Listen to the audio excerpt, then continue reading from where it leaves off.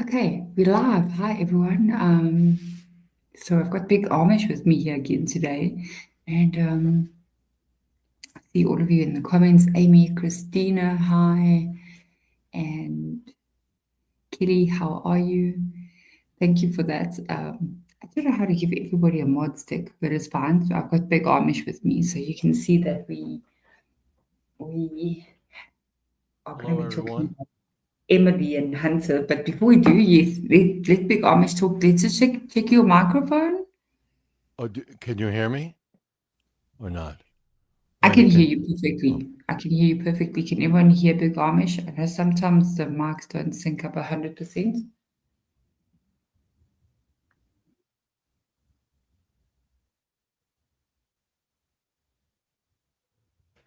All good? All good. All right. Um, I think they can hear us. If anybody can't, we can. So, okay, so Big Amish has found a lot, but we're going to get to that, right? Um,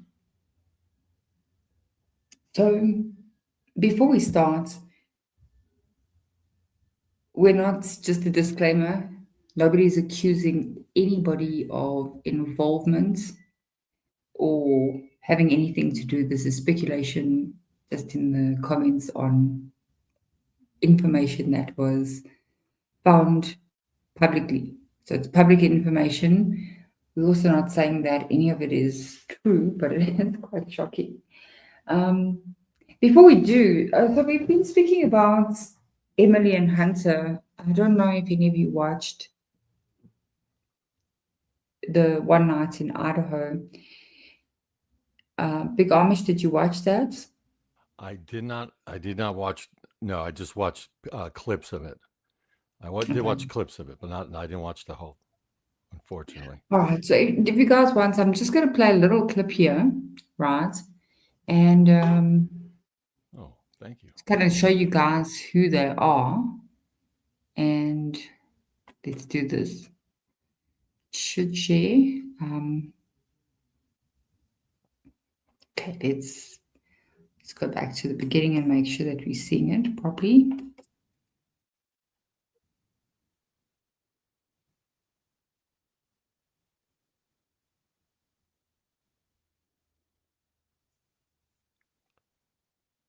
Sorry, guys. I think I have to. I think I have to invite it on. Sorry about that. Share screen. Let's do that.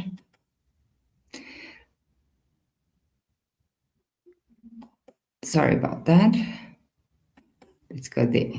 I think that's better. Sorry, guys. It's late. My brain.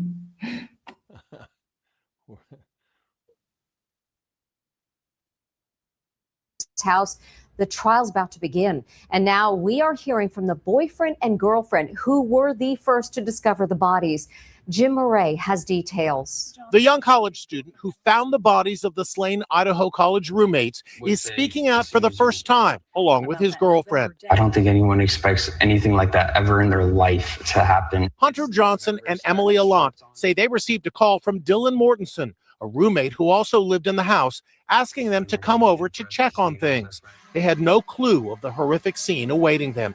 Hunter stepped inside and found the bodies of Xander Kronodal and Ethan Chapin in the second floor bedroom. He called 911. Is she breathing? No. Before we get to that, any comments, Big Amish? Just how they're making this look like a love story so far. Okay. It is okay. Let's continue. So we're going to get into this 911 call, but they actually saying they're giving themselves away here, but because they say they discovered the bodies. So then that begs the question: why call it in as an unconscious person? Well, that's a very, very good question, because there's a huge difference in the response, right? It's kind of like the John Benet Ramsey case, if you think about it. They called it in as a missing person rather than a unaliving. Very similarly, because the response you're going to get and the instructions you're going to get are totally different. One is don't go Yes. around, just stop where you are. Tell us what what you've done. They're going to ask him 1,001 questions. How long has he Mhm. been there? Who else is in there? Stop what you're doing. Um, but you're absolutely right, because they're basically now tainting the crime scene, right? So Yes. their fingerprints. When I say fingerprint, I mean their shoe prints. Their contacts with the crime scene are now present, whether that was intentional or not. That's where we come in.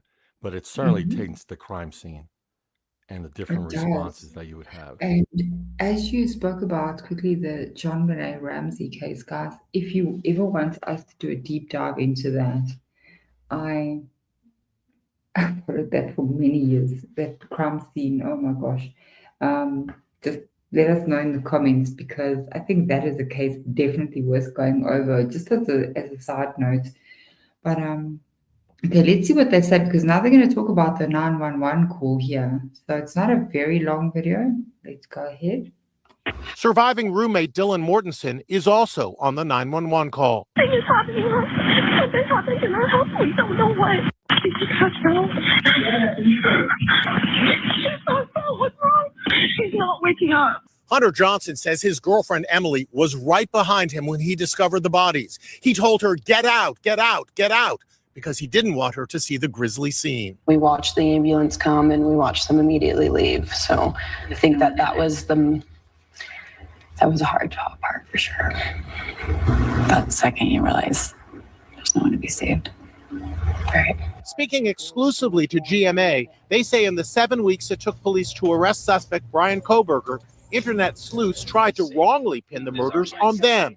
Lots of threats, people saying I should confess to murdering them. I felt like I was less than a person. Hunter and Emily also appear in One Night in Idaho, The College Murders, a documentary which streams next month on Amazon Prime.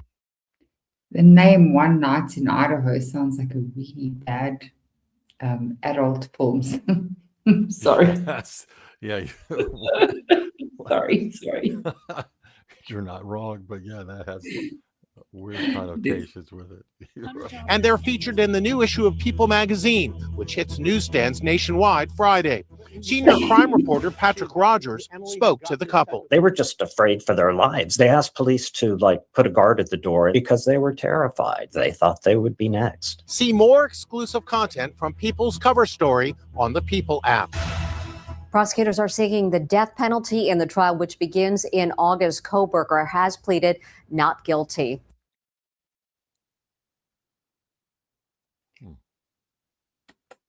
So, okay, so that's that one, right? Let's close that. What's interesting is, I mean, if they say, because they always portrayed him as the hero in the story, him and Emily going into that house. And of course, I don't want to make them that they committed any crime. I'm not saying that. We never said they committed any crime. But it is strange, right? Hunter was pretty much there. He saw the bodies. Yeah. Yeah, certainly. They've limited, the more I think about it, you're right. They've limited the interaction. Being the first ones on the scene,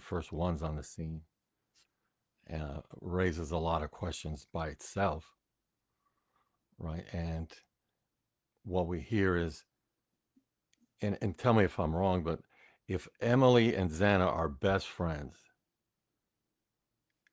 I don't, she doesn't know where Xana was all that time, didn't reach out to her. And why would Dylan reach out to Emily directly?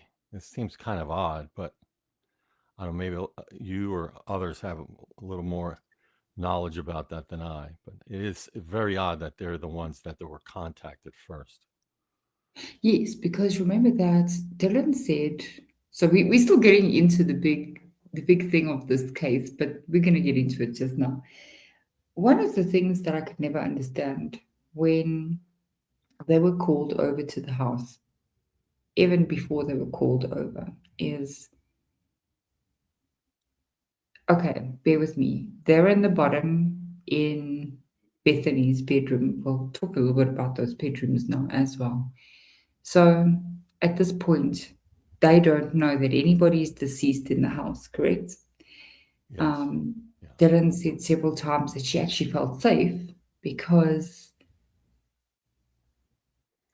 Ethan used to stay over there. So if you think there's a masked man in your house, why not run over and get help from Ethan?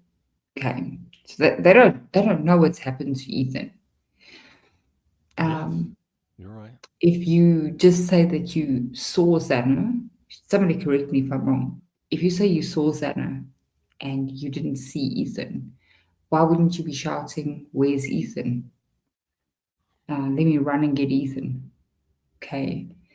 That just seems strange. But apparently, these people were over at the house pretty early in that morning. Not that they weren't called over right before the 911 call. I don't know if anybody else also is aware of that the friends were over pretty early.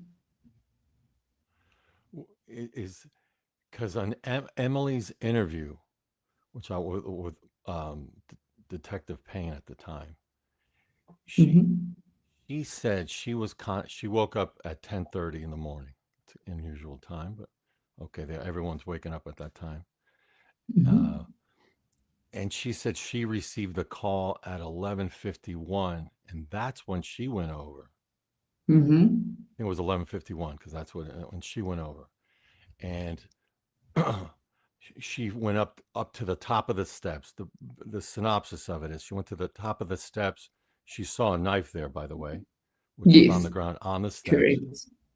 And that Hunter went into the room and told her to stay away and to leave the house. And then that's when the 911 call was made. So I remember that knife. Do you know what happened to that knife that was at the top of the stairs? Was that the one that Hunter grabbed? Does anybody know? Yes. Well, that's the one. Yeah, that's my understanding. That's the one that Hunter grabbed because it went onto the table. So it went from the floor to the table. And then I believe Hunter finally confesses, not that it's a confession, but that he grabbed the knife and moved it. But I don't know if he confessed to grabbing the knife when he was searching the home, because clearly the knife was moved, I think, from some of the police recordings. I think we see the knife moved, right? I think we see that. So, and speak on that. Let's go back a little bit. If somebody says to you that their roommate is passed out, okay, this means that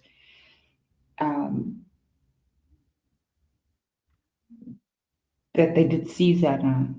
Okay, so somebody's calling you for somebody that's passed out. I have spoken about this before. Somebody's calling you for somebody that's passed out. Is it normal to run to the kitchen and grab a knife? No, not at all. If that's the first thing you do, no, because they're supposed to be unconscious, right? Or they don't know what's going on. So you're going to go check on them first. You're not going to grab a knife necessarily. You don't know what's going on, especially if Dylan said she was drunk, according to Emily. Yes. So the first thing you touch is a knife?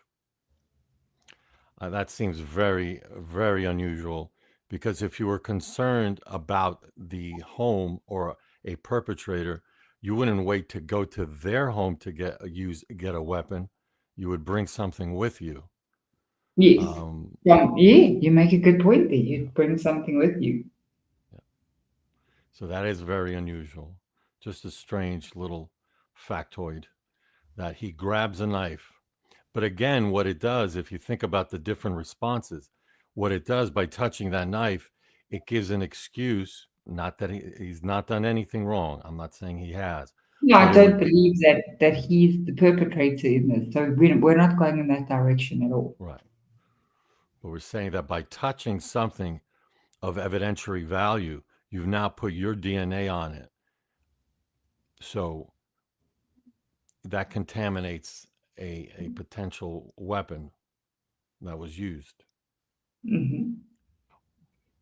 and provides an excuse of why your DNA is on there at that location and maybe some other ones in the kitchen. I'm assuming if he grabbed the knife, he grabbed the drawer to open up Yes, you would have had to go in the the kitchen. yeah. So your fingerprints and stuff is going to be, your DNA is going to be around that area, and Yes. likewise in Xana's bedroom. And where did he? I think he went up. He finally didn't he say in one of the interviews that he went into Kaylee's? Did he go up to the third floor? That's my question to you, Wendy.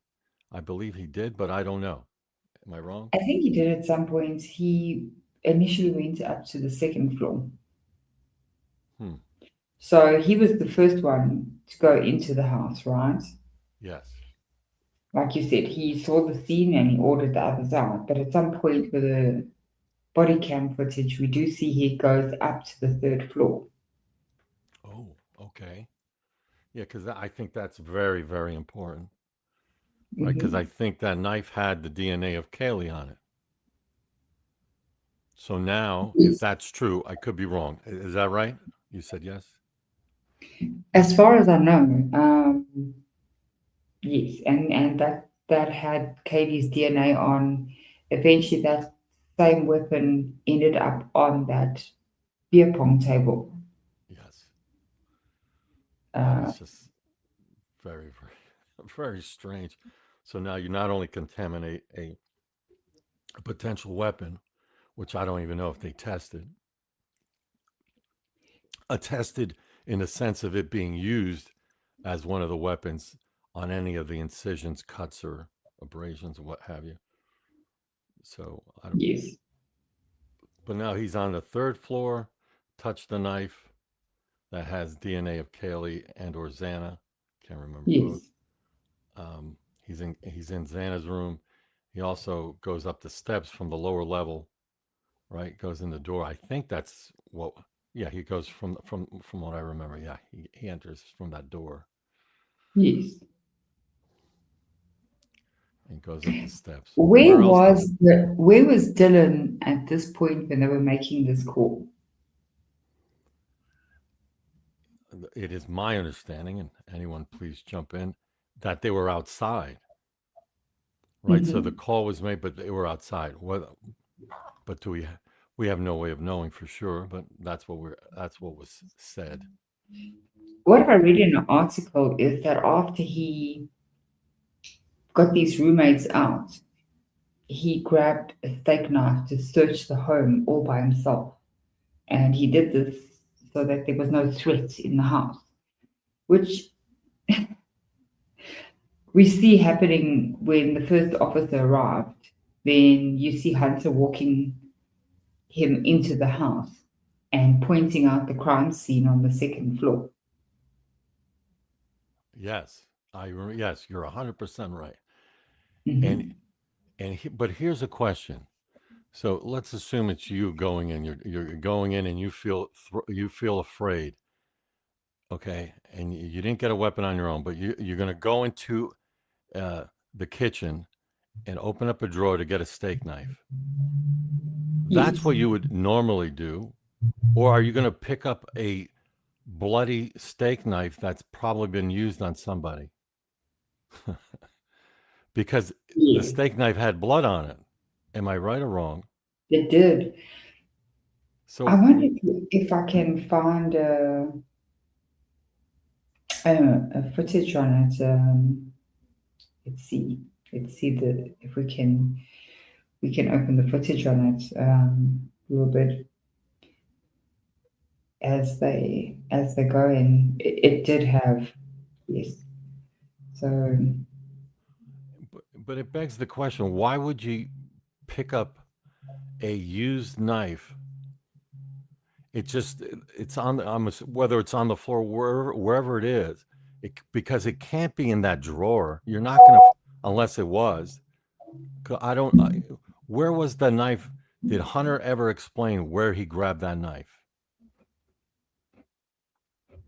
Because if he went to pick up to get that steak knife, he's either opening up a drawer or he's picking up a knife that's on the ground or on somebody. And why would you do that? yeah, it Because doesn't. It's yeah. it doesn't pass the smell test, right? Because you would leave as well. I think if that was me, just to use a reasonable person. If you go to a scene and you think someone's passed Sorry, out, let me just see what I'm doing. if the scene changes, do you stay there and go through the house? Or are you gonna call 911? But why in the world would you go through the house if Dylan and Bethany are already outside the house and no one's responding? Just Okay, let's watch this a little bit. Sure. If you want, let's see if we see anything. Oh, and hi, Christine. No, I've got the wrong one here. Sorry. I think it's that one.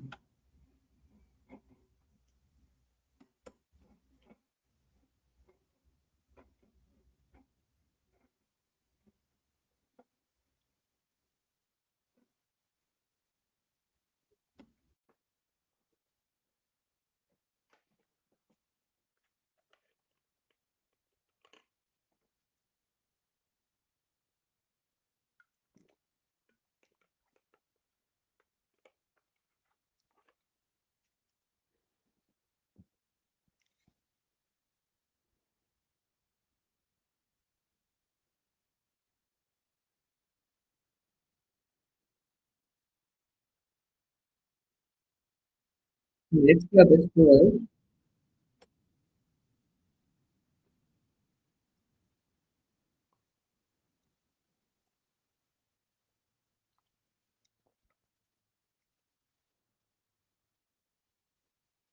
Okay, there's Hamza.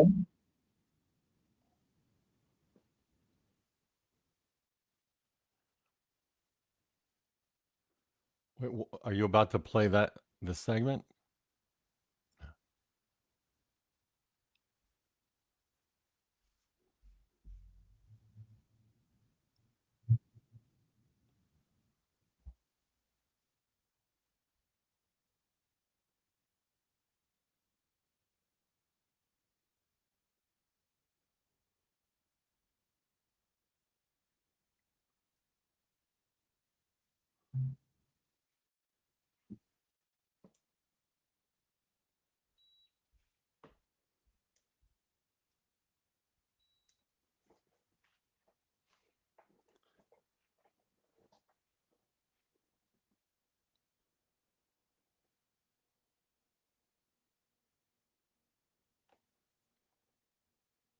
Okay, what is that?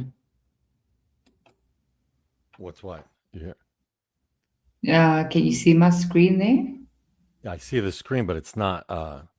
Yeah, I see the 1112 King Oh, Road. sorry, Nothing. sorry, am I sharing the wrong one here? Sorry, guys. Okay, can you see that screen now? Sorry, guys. It's still showing the same. As far as my end, it's showing the same 1112 King Road. Okay, let's go stop sharing. I did something wrong here. Okay, are you seeing the law and crime one? I see nothing other than my little logo for Okay, let's do StreamYard. this. So you're not. Yeah, it's not showing a split screen on my end. Maybe to the Okay, viewers. let's do that. Sorry, guys. Here's the body cam one. Let's share it. Make it bigger. Let me just make sure I'm sharing it. Okay, so we're going to go to that one. I just want to make sure I'm sharing it correctly. Sorry, I had two uploads there.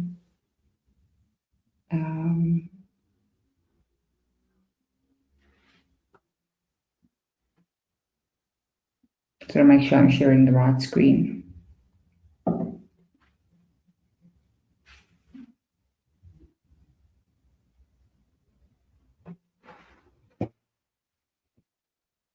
Oh yeah, Christina, definitely. I just want to make sure I'm sharing the right screen here. Sorry about that.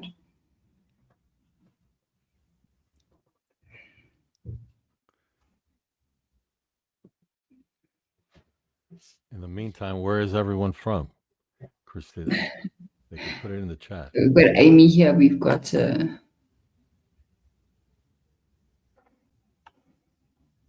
this. It's gonna tell me do that. Add it. Okay, Okay, there you it go. should add it now. Yes. Yeah, it's law and crime. Yeah. Okay.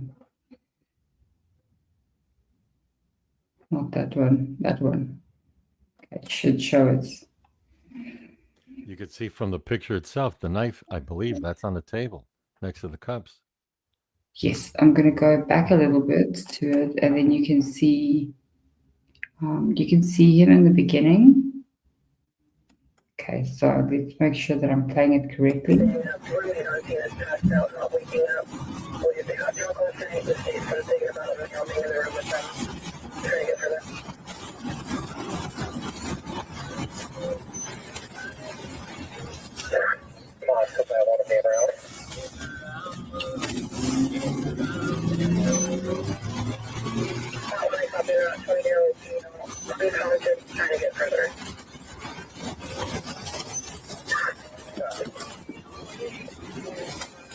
So you're gonna see as it gets there.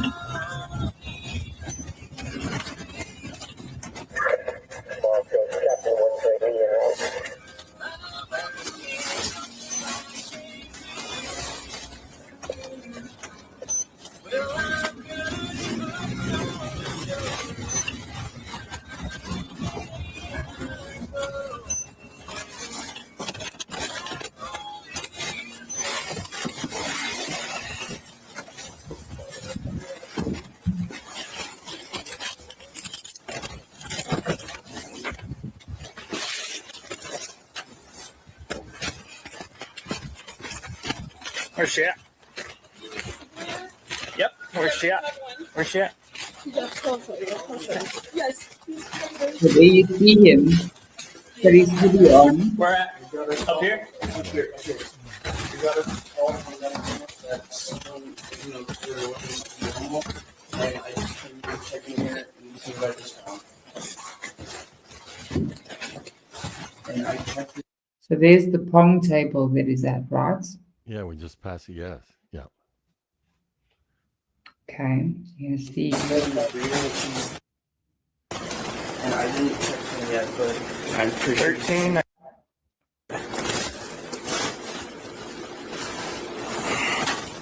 Okay, get back. I don't know if they're still in here or not. I really just been here. I grabbed them. They're like 1370.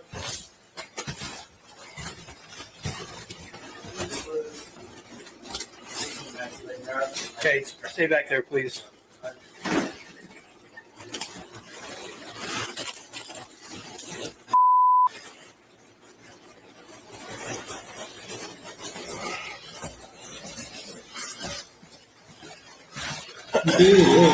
Now the night. Wow. Just slow down.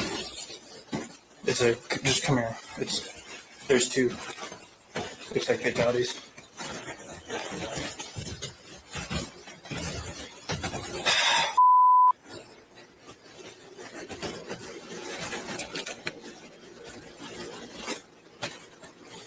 Dude.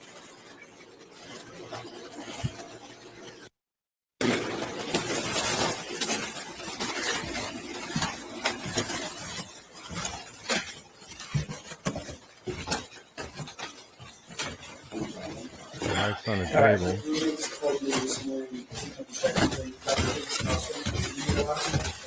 That's still on the second floor, okay? So I'm going to just give it a look ahead. Just stay here for me, please.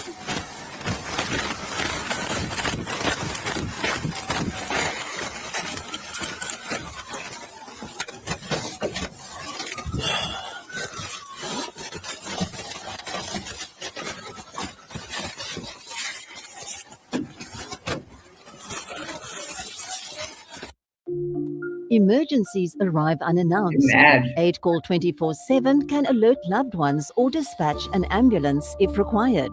With its 24-hour response. You know the... Okay. Here. Can you guys go over to the dumpster for me, please? Okay, let's clear it. Okay. I'll just start down here. Police department. Are they going to blank a lot of this out then?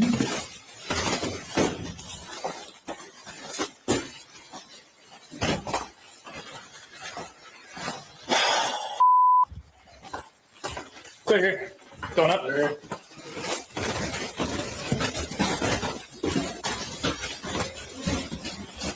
Police department. We're on third floor. Going up.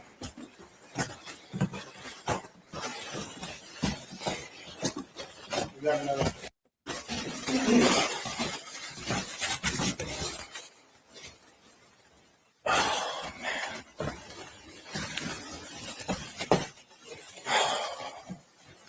Okay, I don't see him in this video again.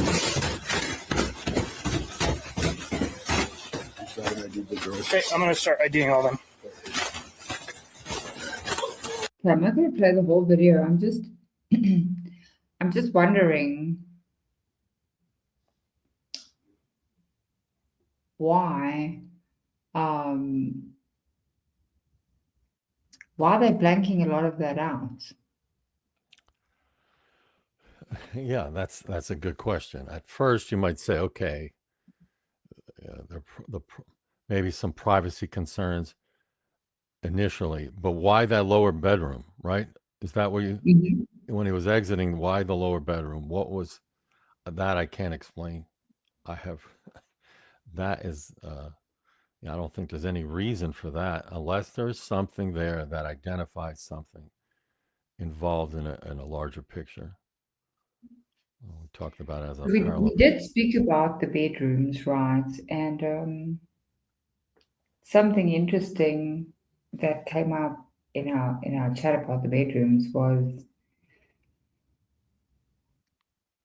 there seems to have been another unnamed roommate that moved out, right? And I'm going to put it up on the screen, but I'm going to show you anyway. So there was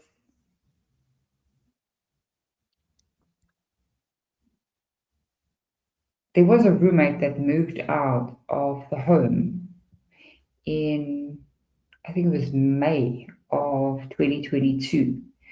But as far as we know, the 6 roommates only rented the house in June of 2022, correct?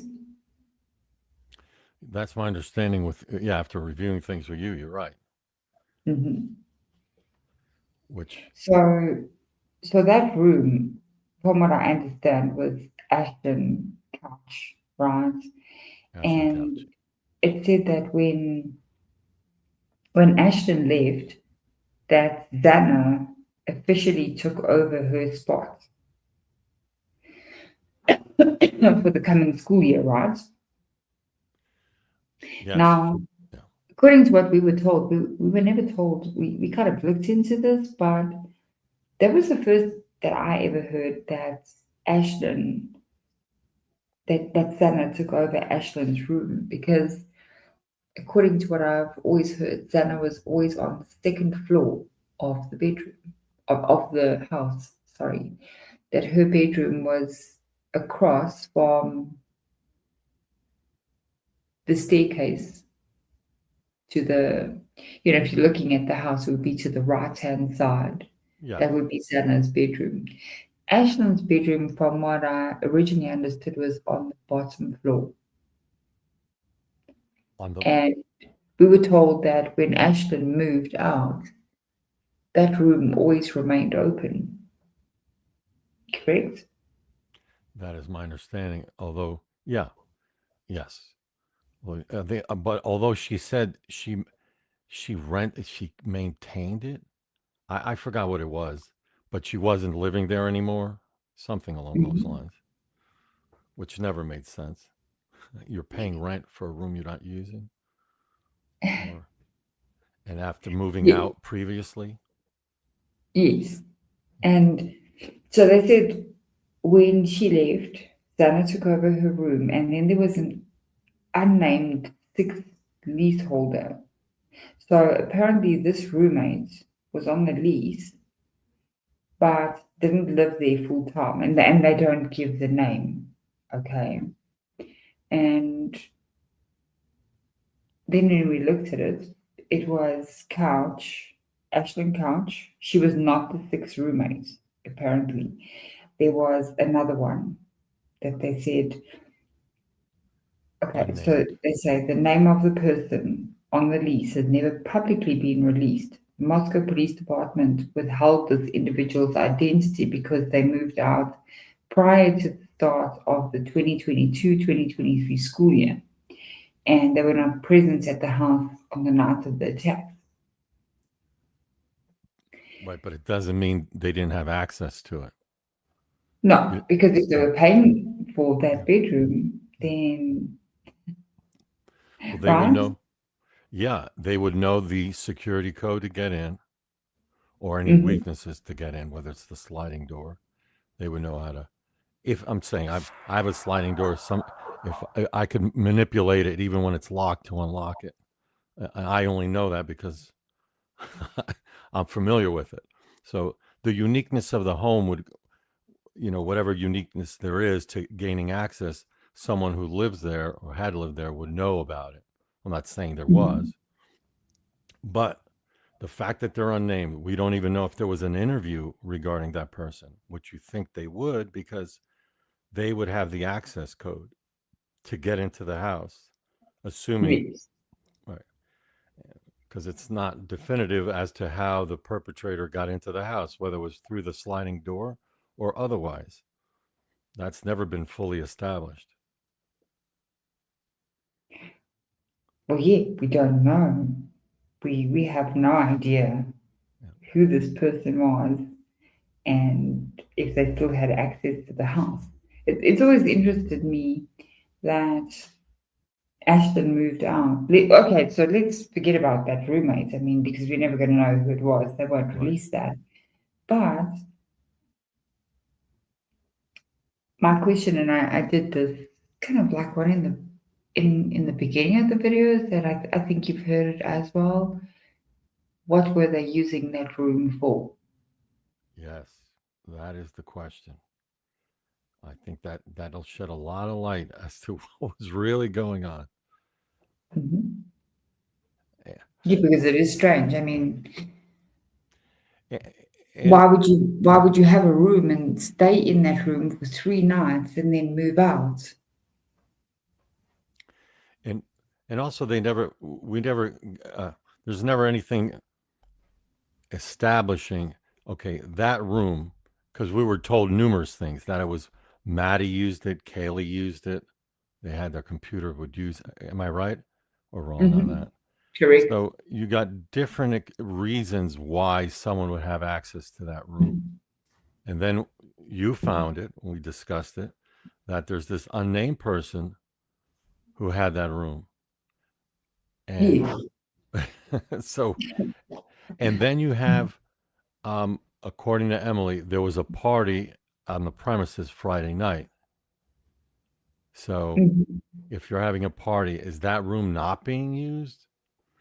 And if it was used, possible, since it was redacted, there must have been something there that would provide a light as to someone else using it. I don't know what it would be, but or establishing some other presence. But I'm just speculating. But why else would they redact it unless there was a body there too? I don't know.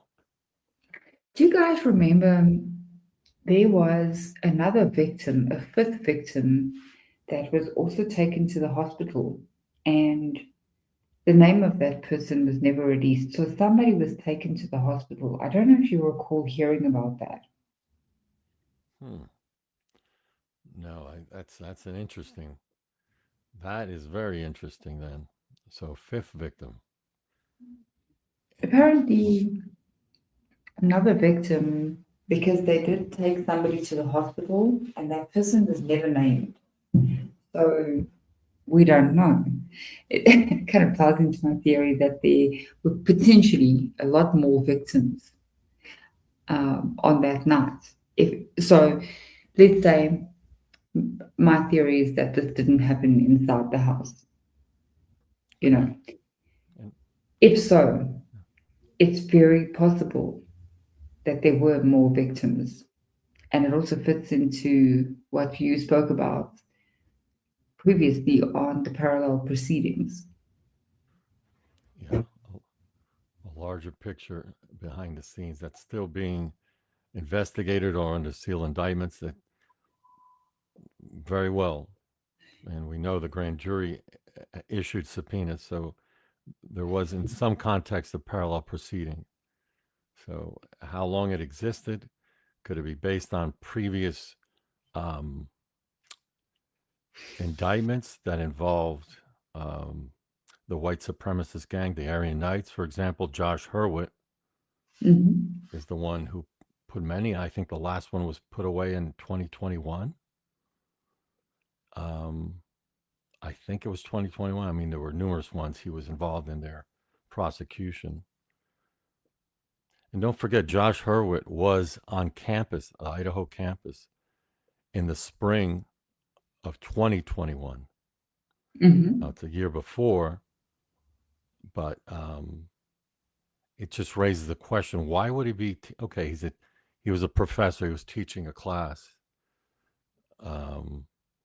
But it raises a question: if you are a U.S. attorney, and okay, some U.S. attorneys like teaching. I'm not saying he doesn't, but what I am questioning is, if you are going to greenlight some sort of operation in or around a campus, a school, a national university, which falls under federal jurisdiction, by the way.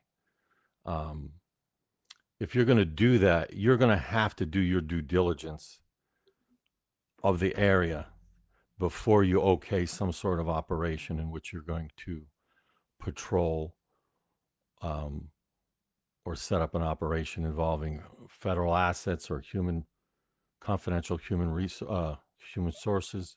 If you're going to do that, you're going to have to get a lay of the land. You're not going to do that just relying on somebody else, because it's under your thumb. It's your green light. You're okaying it with the approval of the local agencies, and the chiefs of those local law enforcement would know that that's being done. And again, that's just speculation on my part, but the lady original Sophia, hi, how are you? Hi, it's Case, Jess, and Arts. Thank you for being here. Appreciate you guys. She said Jack told about it in his interview. So I don't know if that is the other person that was taken to the hospital, but I did read something about it, that there was an unnamed victim. Wow. And that unnamed victim could very well be a confidential human source. And that's why you're not going to get the name. That's exactly right. So if they weren't deceased, that's why one or the other. If that was a federal asset, more specifically, they're going to withhold that name. If they were part of a federal operation, they're going to withhold that name. and deal with that separately. I do believe that is very possible. Interesting. The answer, yeah, because they never released the name. I think it was mentioned that the ambulance took that victim away, took them to the hospital, but I've searched, can't find the name of them, none of that. So we don't know who that was. Were they injured? Were they there looking at the house?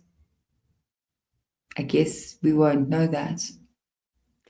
Yeah, in just speculating, what if that room was kind of closed off and there was something else going down, and someone found out that they're being spied upon, Mm-hmm.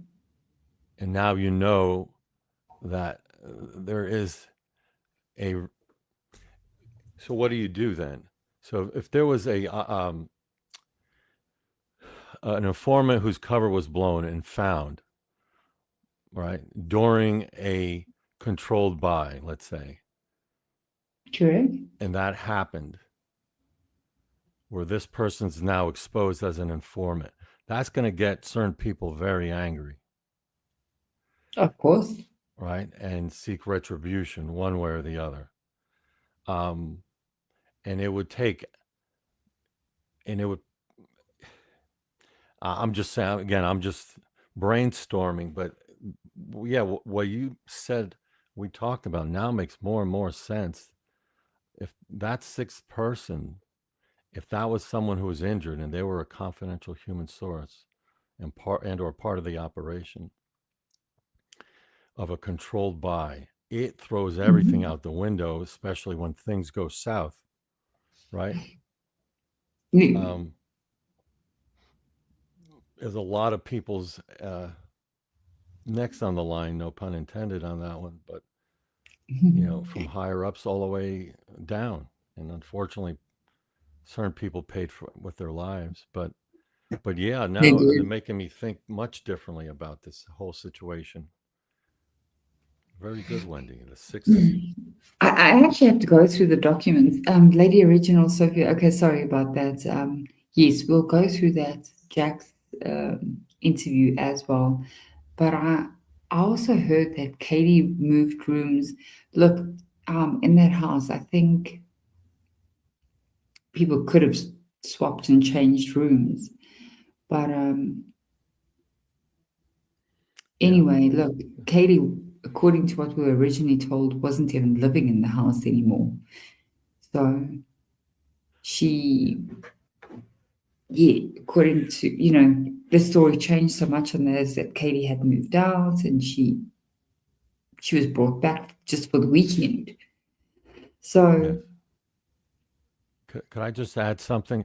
I think if we could narrow this timeline, because after watching that Emily interview again, so this is what I understand, and tell me if I'm wrong, but the timeline. You have a Friday party at that house. That party was to be hosted, I'm sorry, it was requested to be hosted by Kaylee, I think, and maybe Xana, the others. But it was by sororities or fraternities. So there was a off-campus frat party Friday night at 11:22. Frat and or sorority party. Is that your understanding as well? wasn't it that formal that Dylan invited Katie to go to? There was the formal, the Betty Ball, I think it was called, right? Mm-hmm. I think that's what. But in speaking of Kaylee, let's also back up to that because she wasn't at the house, or at least she rented a vehicle, a used Range Rover, or a Range Rover Evoque, if I'm not mistaken. That's what the model looks small. She rented it. So why would you rent a vehicle to come down for a party you're going to host? What's in it for you? If those are the facts, can we speculate a little bit? If it is a known house that provides certain type of products, now you have a rental of a vehicle because why would you rent a vehicle unless it's a temporary use and for something that you may or may not want people to know about? So, and who really used that vehicle? We don't even know. I mean, there's a lot of information we don't know, but Apparently, she went up north and she sold her vehicle. Now, this is what I heard. Anybody correct me if I'm wrong. She met some guy on Facebook because she was selling her vehicle, right? And what Sister Bluebird says is the G family is key to this. Because what I found strange is when she went up and she was selling her vehicle, apparently she met some guy off of Facebook and she went alone to go and meet this person when she sold her vehicle, right? Which, I mean, if you have children of that age, maybe she's pretty young, you wouldn't let them just go and meet somebody without any supervision. Yeah, you're right. No, that and Sister Bluebird X also says Dylan and Bethany were still Greek members, and that's true. Dylan was the one who went and allegedly solicited Kaylee and convinced her to come. So it was. So now I'm thinking about it, and I apologize. I might be behind the curve on this. So there was a frat party. Probably Dylan was convincing her to host this Greek frat party Friday night. So, and it must, not that it has to, but it makes sense that Dylan was the one, because we always heard Dylan was the one who convinced her to come for one last party. Right? Yes. That's what I remember. So now we know there's the the sorority connection, the Greek connection, Dylan and Bethany, although Bethany's kind of left out of it. Dylan was the one who convinced Kaylee and came to that Friday night. I believe Friday. Maybe it was before. Who knows? But now Does it makes. anyone know if she was going to come down the Friday or the Saturday? But I believe she did come down the Friday evening, right? Yeah, that's my understanding, unless I'm wrong too. But that's my understanding. That's what's very. So you had the party, right? You had one party. You had a frat off-campus party at 11:22 on Friday night. You then had a football game Saturday, and after football party, or wherever they were doing, being conducted at different sites. But I believe also at 11:22, at least in part, maybe before they left, to go on to different events, like the Betty Ball. I think there were pictures of them right outside. I don't know if that picture was the exact date of 11/12/22, but so then you had the football game. So you have a lot of out-of-town people who are in town as well. It just raises a lot of questions. So a party Friday night, a big football event Saturday, and what connection those two have. That's what I like to know. Who was at the party Friday night? Has anyone ever, did the law enforcement ever document the list of did they create some sort of list of attendees at that off-campus frat party for Friday night? I think that is a crucial step, because that Saturday evening is when the things went into motion, or at least partially, whatever happened. So they had to have something was planned. And that Friday party, right? If you're going to convince someone to come in, is it by chance that Kaylee was brought there? It was just not intended to be at that house on that evening when the unalivings occurred? Or was she supposed to be there? That's a good question. My guess is she was supposed to be there. Yeah. So what was also odd is those videos, and that's going to probably bring us to what you've uncovered, is Yeah. You want Hunter always being at that house, correct? I mean, he was always there. yes. Every video, when we saw the videos of the police doing the knock for noise complaints and the like, I recall vividly seeing him Mhm. and being around Kaylee when the police officer went around back. I remember that vividly. And he took a picture of her ID, but I remember Hunter opening the sliding door and just plopping down and watching the interaction, keeping eyes on Kaylee and the police officer. Very, very unusual. It was very unusual that they released that video, given that Hunter said that he didn't really know Katie. But then you have him on video. I mean, you've got him on video. He's coming out of the house, right? So he Yes. was there. You're right. Yes. That is very so that showed a massive contradiction. So why? The question is, okay, so he was dating Emily. They're married now, right?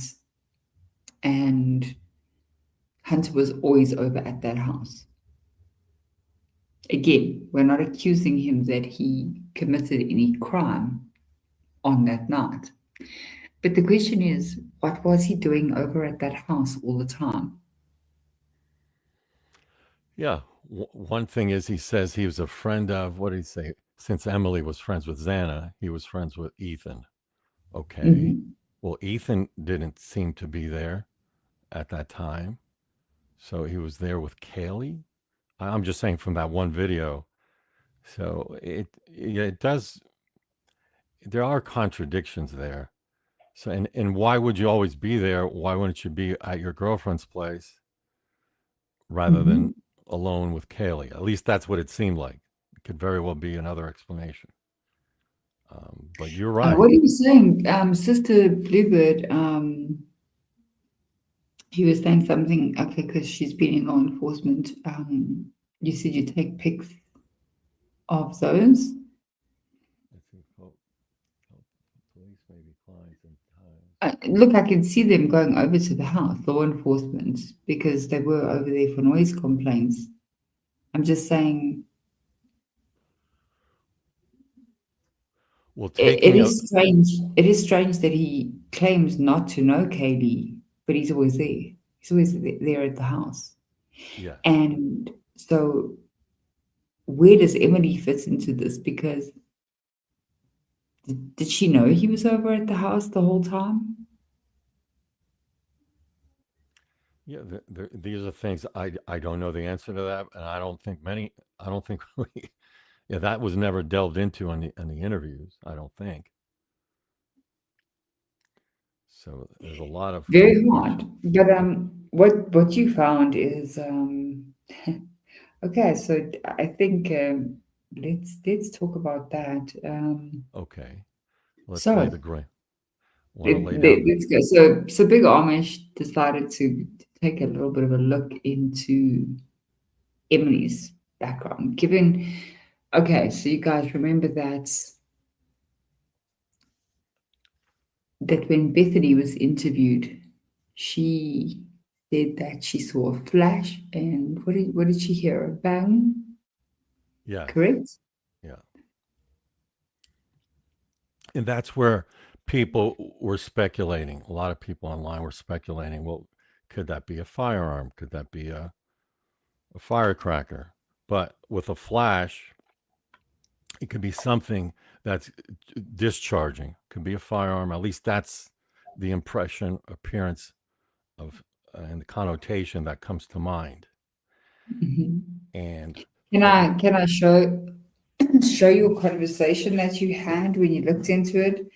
Can you bring it up? yes, please. Could you bring? Yeah. Yes. Okay, so we are going to look at a slide. I'm going to put us in the corner so the slide a little bit bigger. Is that right? Yeah. Now there's other questions there. Well, so there's two things that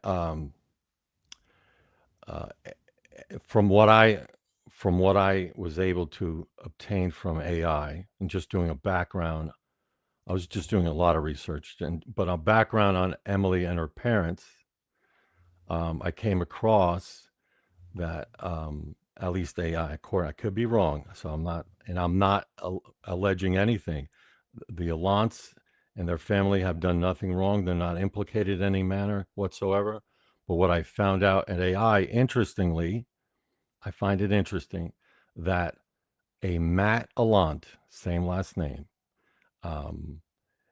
it had a design patent and invented a design patent regarding a firearm suppressor, which would give a distinct flash and and also suppress the noise. Now, it's not commercially available. From my research, it I think it was bought or is used by the Department of Defense. Now, this Matt Allant also has a military background. I think he retired first sergeant, first class, had overseas deployments and the like, and has a private life. So there's not much known about him, but he was in the military. He retired, and he has a U.S. patent application under his name or his business name, Allant Enterprises. If you scroll down, I think it's further down there. No, keep going down. Okay, I think it's right here, it the could be suppressor there. technology. Yeah. So yeah, so it talks about AI response, and it talks about it's a high performance suppressor design, and it talks about Allant engineering. I'm assuming he's an engineer as well, but don't know. And it talks about the innovation of this silencer suppressor, and it distinguishes itself from traditional silencers, where they have different type of chambers and mechanisms of dispersing the flash and the sound. It's very unique. And again, it is not commercially available. There's a patent on it. My understanding is that it's within law enforcement or specifically Department of Defense and maybe military applications. And it says the industry, if we just read that along, let's see, this space has involved securing patents for gas Can you handling. see? Sorry. Yeah. Yeah, Okay, I could see it. you can read it. I've read it. I'm struggling to see it on screen here. Go ahead. And it says the vector suppressor technology. Matt Allant is the inventor behind a unique high performance suppressor designed called the vector suppressor, often associated with his company ventures like Vector Suppressors or Allant Engineering. And it says the core innovation, traditional silencers rely on a series of internal chambers called baffles to slow down and cool the expanding gas from a fired cartridge. Allant's design took a different architectural approach, focusing on manipulating gas flow dynamics more efficiently to reduce both the sound signature and the blowback gases blowing back into the shooter's face, which normally would what it says commonly played standard suppressors. In this one, I'll keep reading. So the difference is round and blows back the flash and the sound, some of it, as opposed to the Allant suppressor, which blows it forward and it strikes totally different. It blows it forward in a more vertical, more horizontal manner. And I'll keep reading. So let's see where it says. Over the years, his engineering work in this space has involved securing patents for gas handling and noise reduction mechanics. He has been recognized with specialized tactical and manufacturing circles for bringing innovative fluid dynamics into modern firearm suppressor design. Let's see what it says here. Well, obviously, yeah, it goes on to say this is AI, just telling me while his daughter Emily's connection to the Idaho 4 case brought the family's name into the true crime media spotlight. Matt Allant's professional background is firmly rooted in the specialized niche of mechanical engineering and firearms technology. And if you scroll down or up, two things. One, if you want to just show his background, and I'm assuming this is the Matt Allant. I'm relying on it. If I'm mistaken, I apologize. But again, There is no correlation, no involvement at all of any wrongdoing of Emily or Madeline specifically. It's just more of information that we want to share. Could you go to the How would his company benefit with what he's created here? how would it? So if he sold it to the government, he could have sold, and they use it for specific type of military operations or firearms. So it could be, let's say, it's a unique suppressor used by Delta Force, or I don't know. I'm just speculating, but it would be the government. And if you go further, I might have that part. I could read it. It should be in there. His defense contracting, or let me see where I have that. I might have. I've gone to the next slide. Oh, the decibel breakdown. Okay. Yeah. Okay. Yes. The next slide. Here we go. Because Matt Allant engineering work on the vector flow through suppressor technology exists as a patented design rather than a widespread mass-marketed commercial brand. Public decibel data and marketing videos are not readily available online. Instead of operating a mainstream retail shop with public-facing YouTube demos, his work operates primarily with specialized high-level manufacturing and defense engineering circles. However, based on the engineering specs of his patented technology and industry standard metrics for this specific type of design, we can look closely at how it functions and how loud it typically is. And it goes on to say, now we're talking about the decibel levels. In the firearms industry, no silencer makes a completely silent Hollywood psst sound. Hopefully I did that right. Instead, they are designed to bring the sound down to hearing safe levels, which is generally considered under 140 decibels by OSHA standards. Traditional suppressors trap gas to cool it, which mufflers the sound effectively but creates massive back pressure. Allant's design utilizes an advanced flow-through system, managing gas by splitting it into multiple spiral lanes and venting it forward out of secondary ports. For standard rifle calibers, like a 5.56 or 308, and for people who maybe not know about firearms, 5.56 is typically a AR-15, or what our military uses as well. A 308 caliber is more of that's a European NATO round, close to it. Or snipers usually use that as well. Or AR-10 uses a 308 caliber. Okay. So a high-end flow-through system of this design typically yields the following performance. Unsuppressed rifle, 165 decibels. Instant permanent hearing damage. With the Allant-style flow through suppressor, usually drops the muzzle blast down to 136 to 140 decibels. That's therefore then within the OSHA standards. The design advantage, while traditional max suppression trap gas silencers can sometimes squeeze down to 132 decibels, they dump a toxic gas back into the shooter's face and heat up rapidly. Allant's patented spiral lane flow-through structure intentionally sacrifices a tiny bit of peak sound reduction to drastically eliminate blowback and significantly reduce heat transfer. And then I go on, and it goes on to talk about, seeing it in a video. There are currently no videos, blah, blah, blah. And here it is. As far as the flash, an Allant-style flow-through suppressor creates a wider, more diffuse and elongated flash signature rather than a compact round one.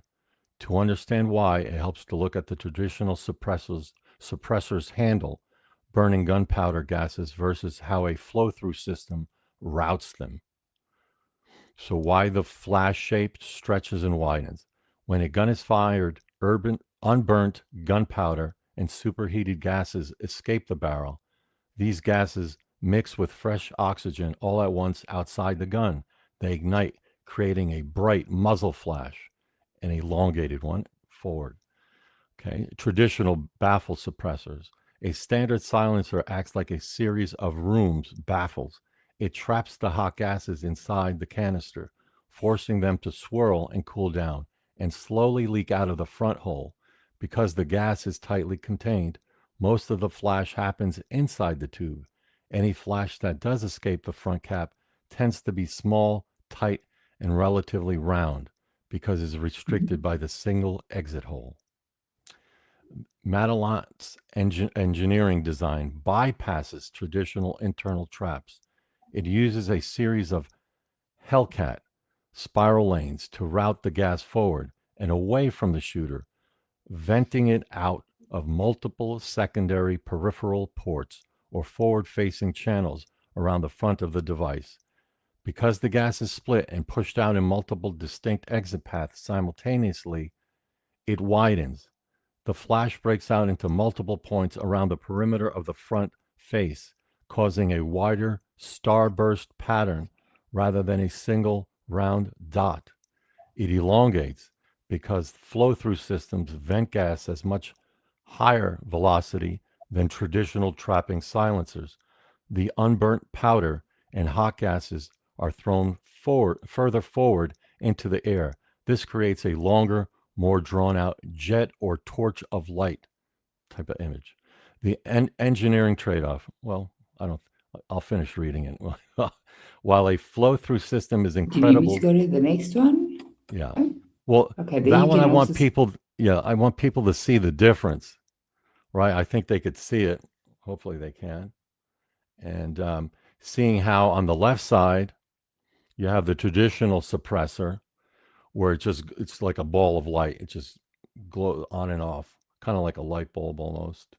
But that's the flash, where the Alliance style flow-through suppressor is going to elongate. It's going to strike forward. It's going to push it forward and blow out in a flash, a violent burst.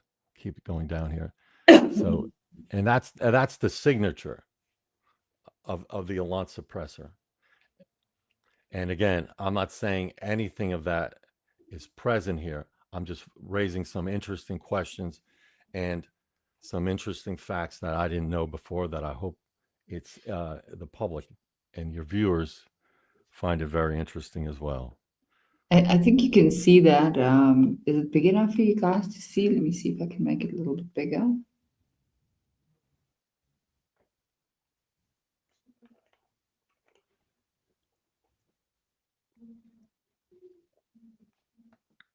Can you see the image a little bit bigger if I do that? It's still the same, but I think everyone could see it.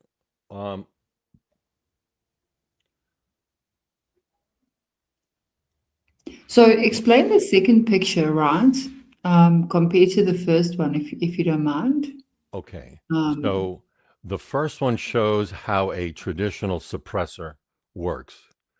So it comes out in a roundish flash, and it's from the barrel. It doesn't spit it out. You'll just see a flash like a ball of light. And it burns pretty quickly. Okay. On the right-hand side is the Alliance suppressor. It will spit forward the flash. It'll elongate it, so it's not going to be in a ball, but it will be in a flash, a bright, violent flash, and it'll push it forward as well. It's very unique. If you look at different suppressors or even gunfire at night, you'll see the different type of flashes. I've never seen an Alliance style before, so I'm viewing it online but through its description, you could clearly see its signature is this bright flash that elongates and shoots forward, as opposed to, it's like turning on a flashlight versus something that you'll see pushes forward and elongates. That's what the description says. Now, what I found very interesting is on the footage showing the 1112. Sorry, did I say too many ones? The 11 11111 King Road.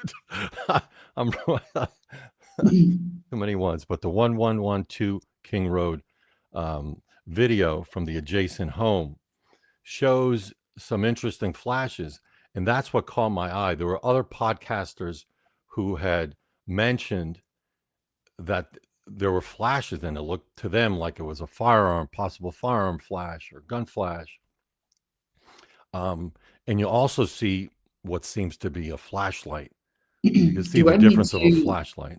Do you want me to play that? I think I think that would be great. So that comes from Jules's channel. Okay, let me take this off quickly, and then we can play that. Go to that one. Then I think you're going to be able to see it. I'll just tag her in the video as well. Okay. See, just tell me if you guys go right back to the beginning, make it a little bit bigger. Okay. Can you guys all see this? All right, do you put it on first? Hello, KS, Jess and Art. Very interesting, right? Not accusing anyone. Come to your own conclusion. Okay, let's play. Do you tell me when I should play? I'll just tag Jules in this because this comes from her channel. Yes. Yeah, and I think it's just so everyone knows. Played along. Just tell me when to stop. Yeah, you can fast forward. I think it's at 2:48. But I think this is important for people to hear what's going on. At least you hear these noises that sound like people are being something happening to them. And by the way, you see you see what looks like a flashlight being shown through the window or pointed at somebody. At different times, you'll see a flashlight turn on. That's a big difference to what we're about to see when you get to this other type of flash, which has the artifact, specific sound artifact that goes with it. So there's a flash and a sound artifact to take into consideration. If you want, Wendy, you could go to. It's at 2:48 if you want to, but we could watch whatever you want to watch, and so people could get an understanding of what was going on. A little bit. Am I right?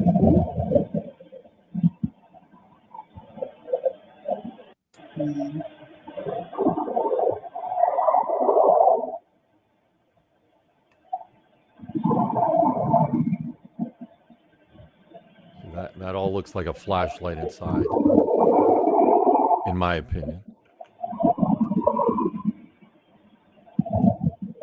And we are talking about the lower window. There's two windows together, which has a bright light that appears to be a flashlight. 248. Because I'm 248. I'm at 230. It's come up now.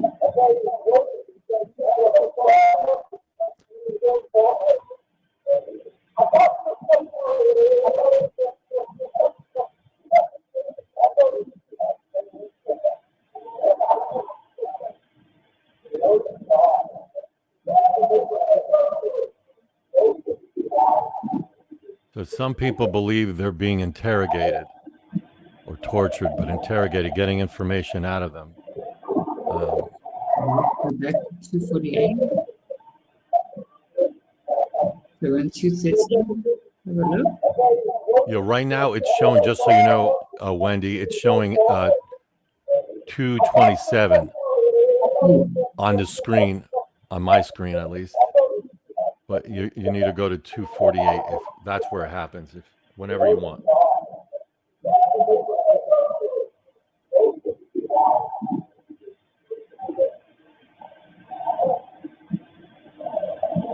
Do I need to go back to this?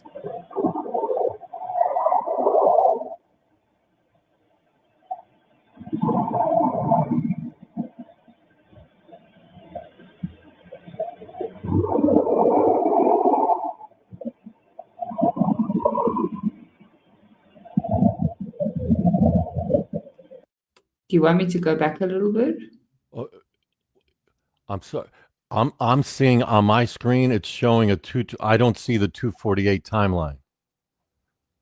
It shows 227 and 228.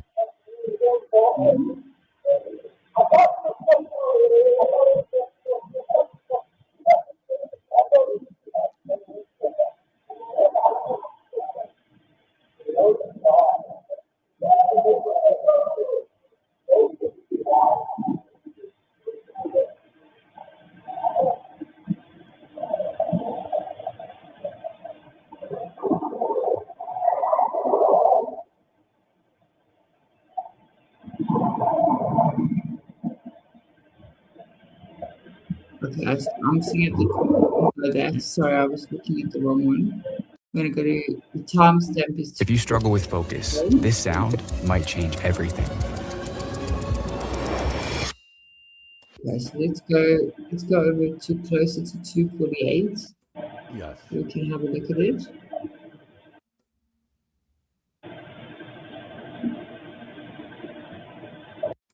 Still there. No. Okay, we're still seeing those. Okay, 238. Keep going. Yeah, 248. Keep going a bit further. Sorry, I was looking at the bottom of the screen.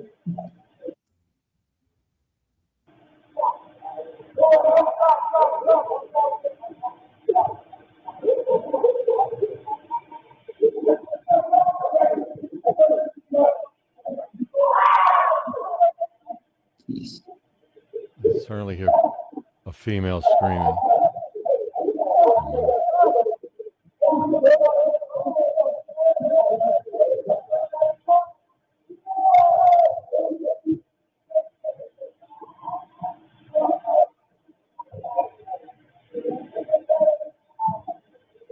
Let's go closer to 248. Yeah, 248. If you started at, it happens exactly at 248 and 36 seconds between. But if you go to 248 and let it play out. Okay, I'm at 247, so let's go from there. Then we can see Right. as it happens. Yeah.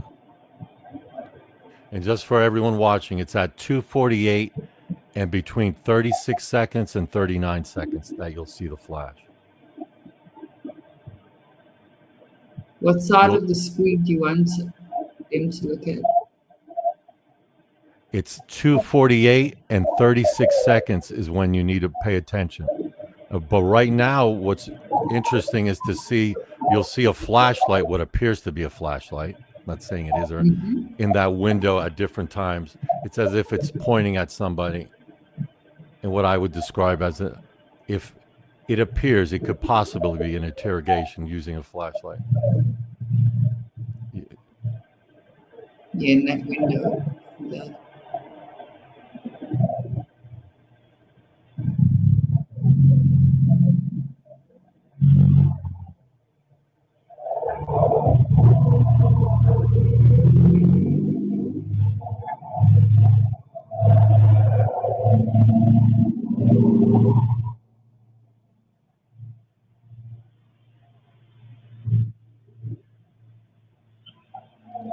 Okay, it's going to come up.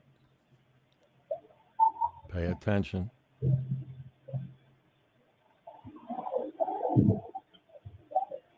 There we go. There Did it you is. see it? Could you replay it? And you Yep. hear the sound. You not You only see it. see a flash, a unique flash and sound. Okay, look at that. Can I replay it?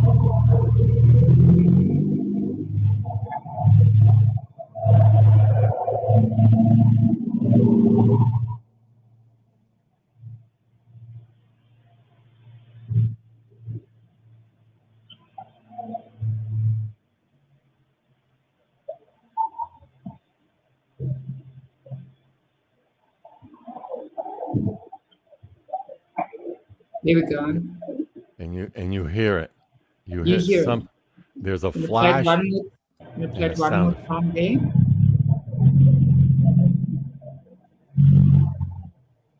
What do you think of that? Wow.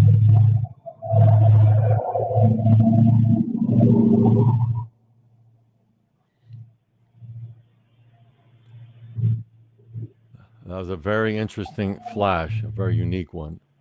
I have no idea Yes. what it is, and it came Big along with road. a sound,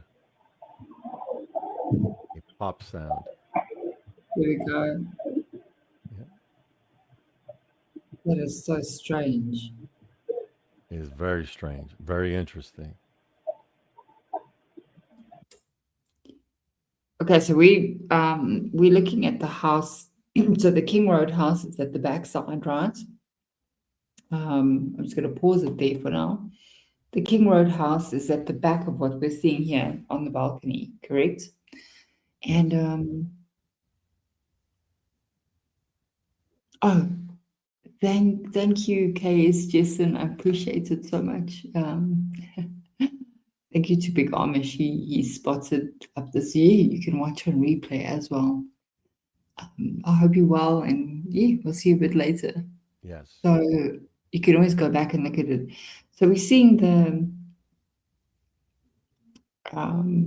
balcony facing the other house. Now, who is in that house? Yeah, I don't know, but it in So strange.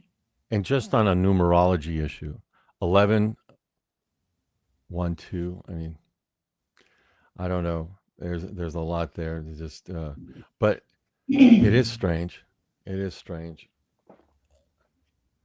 Do we know? Has that come out? Who actually lives there? Because after this, I think a few minutes later, you see two people walking out, and they walk around the house. So from that front door. But I want to watch. I'm gonna watch. 45 minutes before this and 45 minutes. I'm gonna watch the whole thing just to see what, because I was shocked to find this. I remember it was an issue someone raised, and then, I couldn't get the sound, but once I realized there was sound with the flash, that's documented on this video, thanks to Jules. Okay, thanks. It raises my red flags here. Well, we can definitely go into the numerology of this as well, because there are quite a few interesting things. Like, they will replace an X with a 6. So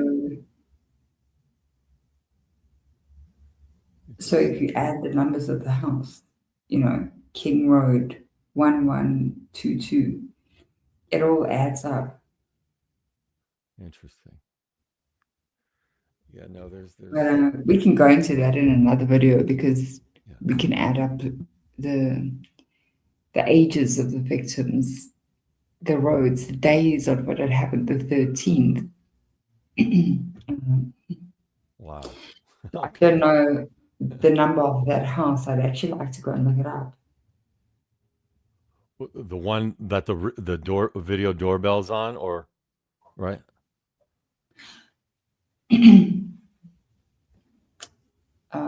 Yes, that house. Yeah, I don't I know it don't either. know the number of that, but the 1122 King Road. Yeah, that also adds up. So a lot of numerology involved in this area. Certainly. But I'm surprised now, like, how this sound artifact goes with that flash. And I'm not an expert in acoustics, but if I was, I would be able to, maybe I could play around with something and maybe see if I can. Every firearm has a signature. Well, every firearm has a signature, but specifically a cartridge. So the specific type of ammunition has a signature, like we talked about an AR-15, a 5.56 millimeter round has a specific signature, acoustic signature. A 9 millimeter pistol would have a unique signature. couple that with a suppressor, it would also create a diffused acoustic signature. Would that explain potentially, and we're not accusing anyone, somebody saying that they heard and saw a flash? Well, you have that as well. It's just a question of, which home were they in? But it would raise that question, right? You have a flash now, because if it was not a diffused round, it would be very violent. It would make your ears ring. I don't know if anyone's experienced firearms without any earplugs. It'll cause damage. Even with earplugs, you're going to have ringing ears depending on the type of firearms you use. Even with protective hearing, you're going to still have that. But especially if you fire more than one round, I'm just saying, just in general. Yeah. But if you're going to be able to see a flash, like Bethany stated, if that was a firearm, she would have some ringing ears. I would assume, being that close to seeing a flash, and she would be complaining about it. Now it depends on the firearm, and it also depends on if a suppressor was used. So all those caveats, and this has nothing to do with Mr. Allant. I'm just simply giving a background. It just happens to be a flash, and just to give a knowledge of how firearms work as well. That a suppressed firearm will give a different sound signature, and also the decibel level would be lessened. Also the type of firearm used and its ammunition would impact that sound. But clearly the flash that you see from this video, you hear a sound artifact that goes along with the flash. So, and it's loud enough that it's picked up on that camera, video doorbell. And he You broke up, Wendy. relies on fighting the noise initiative. You broke up for about 5 seconds, so I missed it. Sorry about that. His whole campaign, the commercials and everything that he uses, is based off of fighting the noise initiative. So, meaning they focus on hearing conservation. Who's that? I'm sorry. Who was focused on that? University of Idaho? Oh. As far as I know, Emily's father and his company. Oh, okay. Well, well, it goes. So, why is OSHA? Is his company called Silencer Co? That I don't know. From what I gathered here, it was Allant Engineering, and there was also the Vector, I think. Okay. There's a firearm called a Chris Vector. I never thought about that before. I could take a look at that. It just happened to bulb go over my brain.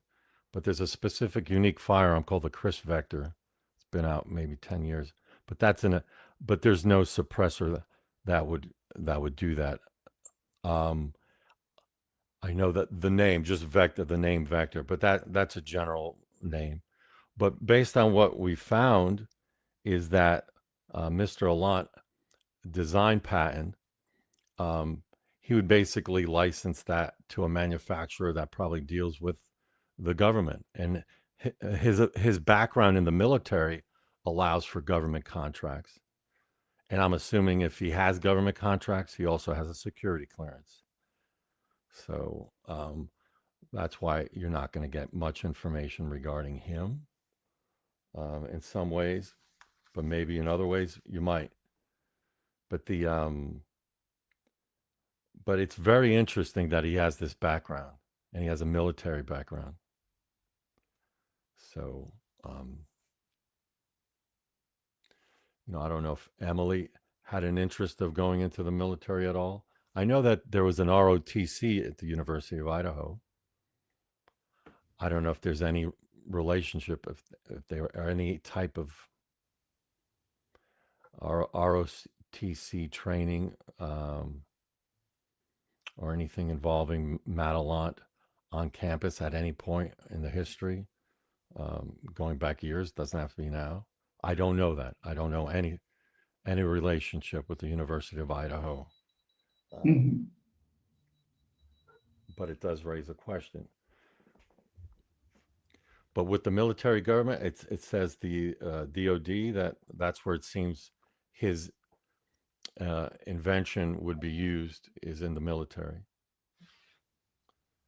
Yeah, to try and look into his background. It kind of gave what you gave, but not much more about him. Okay. Yeah, I remember. Yeah, there's not much. And for anyone interested, here's the U.S. patent. It's U.S. patent number 10,753,699. And that is a patent for the flow-through suppressor with enhanced flow dynamics. Oh, and it says here, yeah, it says demonstrations are typically restricted to proprietary industry showcases, defense tech conferences, for private testing data provided directly to manufacturing, evaluating the design for production licensing. Okay, so, but yeah, I mean, the fact that the suppressor meets or exceeds the OSHA standard.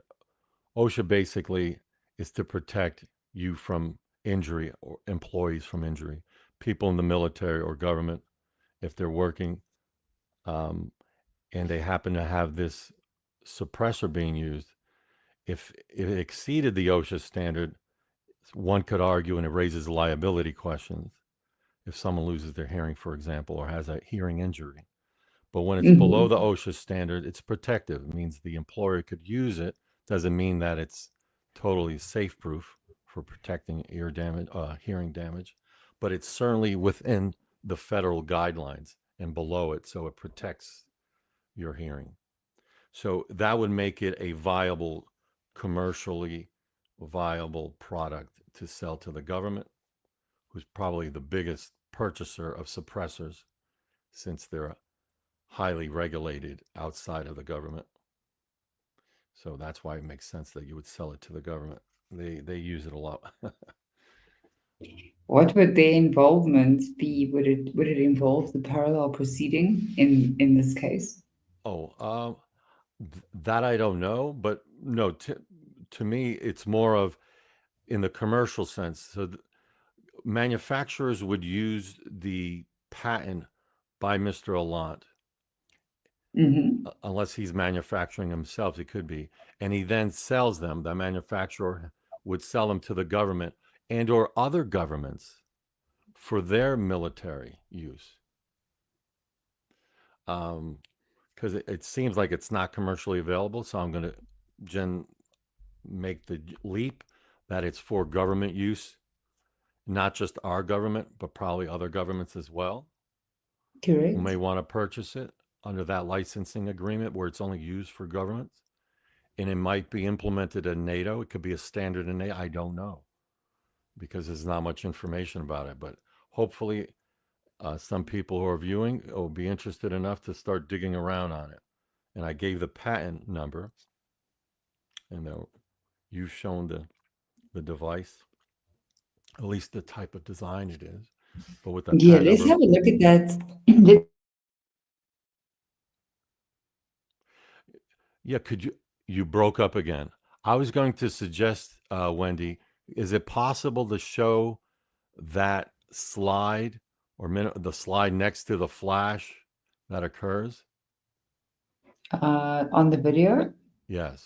Could you possibly have the slide up while that video, maybe you could shrink the video or just highlight? See if Yes. I can do that. Okay, I have to try and add both. Oh no, it won't let me do both. All right. Well, people could, if you can't do it, that's fine. People could see the elongated flash, how it shoots forward. Mm-hmm. And then if you play that video again, whatever that flash is seems to be have an elongated flash shooting forward. Let's And go I'm look not at the saying it. video. Yeah. Um, And there could be other suppressor. I'm not saying it's a suppressor. It could be a so flashlight. I have no idea what that flash is. it's a 2:48. I'm going to play that piece of video again. Okay, you're going to see it come up now.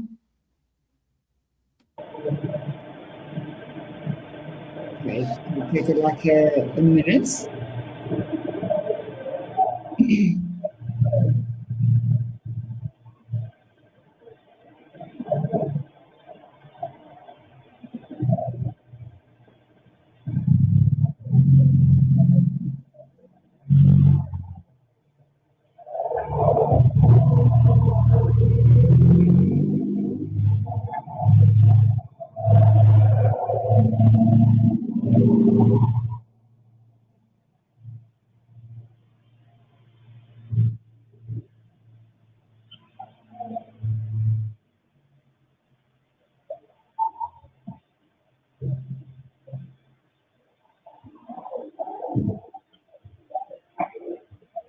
We go. That is so obvious. Yeah, there's something about that. I don't know what signature it is, but you have the flash with a distinct sound artifact, a pop. Yeah, and you have Bethany saying she saw a flash, like and a sound. So, yeah, very interesting. Let's see what shakes loose from this. See it so clearly. Now.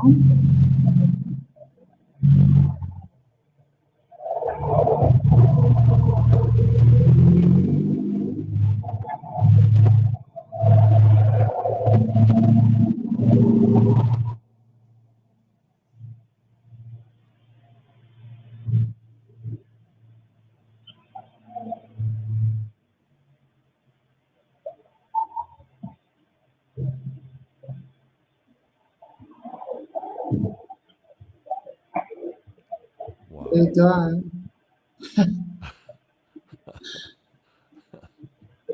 And you can see them moving in that window just before this happens.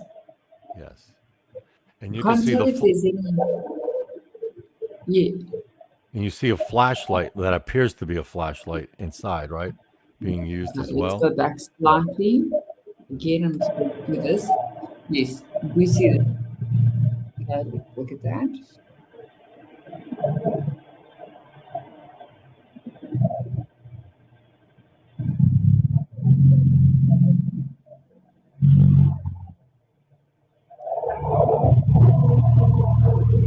You stop there. That flashlight almost seems. Sorry, that flashlight. Just before the car comes, I'm going to go back slightly. It's almost like the flashlight is pointing towards the car. Yeah, to coming let into the area. like a Tell me- signal. Yeah, and it's hitting there. Tell me if you see that. Tell me if you see that.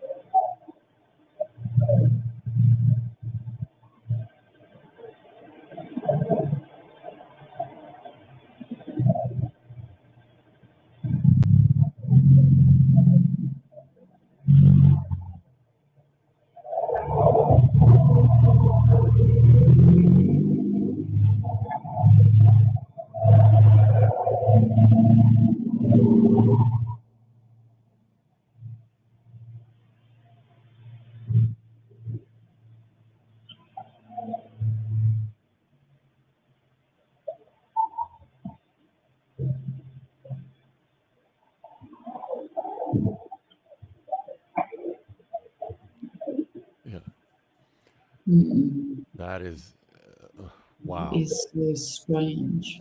Yeah. And you know what I thought of as well, speaking of the appearance of a flashlight, law enforcement flashlights, there are these long black flashlights that have this distinct, sometimes they have this distinct pattern on them, like a grip for Mm-hmm. gripping. And I remember thinking of Kaylee's face, and I always thought it would be maybe a gun stock that caused this pattern. But law enforcement's flashlight also has a pattern on the handle of their flashlights. Just to bring that up, I'm not saying anything, but it's just interesting that you see a flashlight being used in that room throughout this video. It seems, and then you have that unique flash that we talked about with a sound artifact. It seems from that house, there's a lot of signaling going on, and then from that side as well, a lot of signaling. Noise seems to be coming. Am I correct? From this house, or is it all coming from there? Well, acoustically, I'm not an acoustics expert, but I would imagine since you're upward, it seems that house is downhill, correct? A little downward. If that's the case, sound travels upward. It's the reverse, you would think, but it travels upward. So I believe whatever sounds you're hearing are coming from that house. Doesn't mean it could also be happening at the adjacent house behind us or 1122. I don't know, the adjacent. But there's a clear line of sight and sound that matches with a flash that is seen on the video, is captured on the video doorbell, suggests maybe that sound traveled to the video doorbell. That's my take on it. Is it more likely than not that that's occurring? Yes. That sound traveled from that house to that doorbell. So the timestamp on this video is 2:48 in the morning. So obviously, contrary to what we told, everybody was not asleep. Yep. Yes. Not only in that house, but specifically in the neighborhood. I mean, you can hear a lot of activity happening in that neighborhood. So people were not asleep.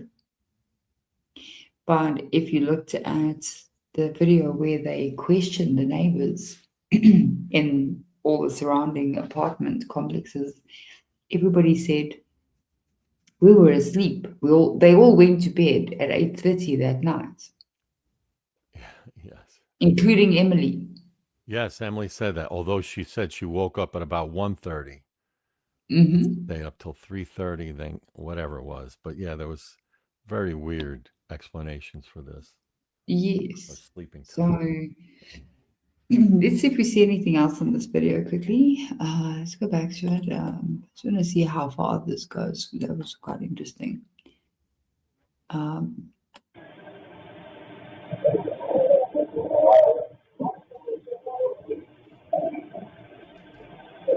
So you see people in that video. Yeah, you see them? Yeah, there they go. So after that, within a minute and a half. Right after that, where are they going? Yeah. And what's behind there? Isn't there a I forget what's directly behind there.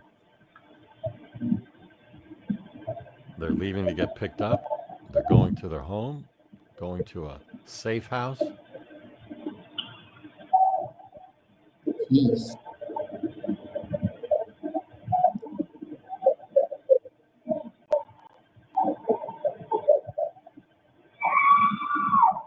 Okay, now you hear that? That was weird. Now you hear a scream. Now, what? Yeah, now you hear a distinct scream. Okay. There's no doubt about it. Let's go back. Yeah, that's not normal. No. Some people are going to say it's just a sound of kids partying. I don't know. Let's listen to it again, if you don't mind. Yes. No. Please.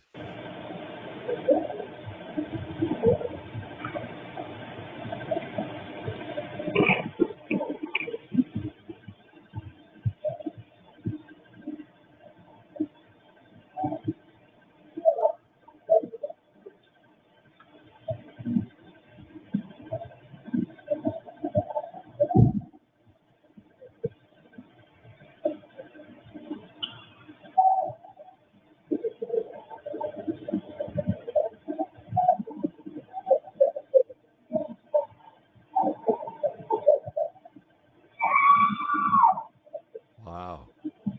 That's really loud. Yes. Yeah.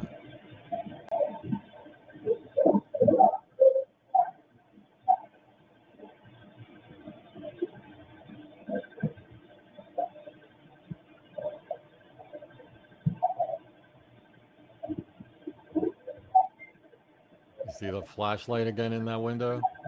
Mm-hmm. Yeah. If they're looking out. Yeah, it's like signaling maybe a vehicle. I don't know, but that's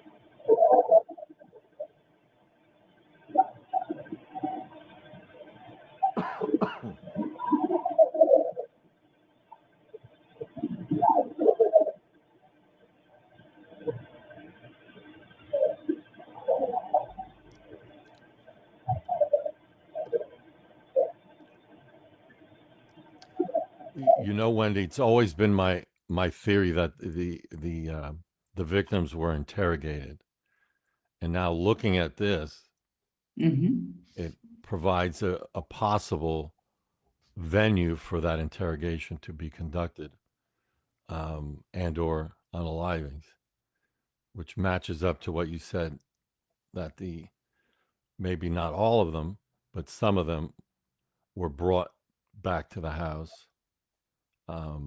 So yeah, I'm looking at this with a different set of eyes now, and what this house really Yes. holds. So the house is, what we're seeing here in the balcony. So this is the balcony. The house would actually be behind this balcony, correct? But So, well, this is okay. Call it a porch, not necessarily a balcony, yes, because this is the way up to go into the door. But they have some decking right here as well, so they made it like a porch slash. So you yes, step up, and then if you would literally walk up the step, you're able to go through the house. Behind the house is 1122. yes, Okay, yeah. yeah. Now, if you look at Love Jigger's channel, you'll see that he actually stripped away a lot of what we're being shown in the footage. So there's quite a lot going on in the house in this area here, and Oh, to the he did left, I this believe. video. Yeah.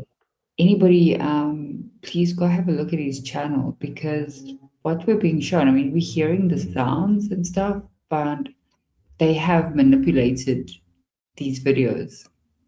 And look, it's not that hard to do that either, because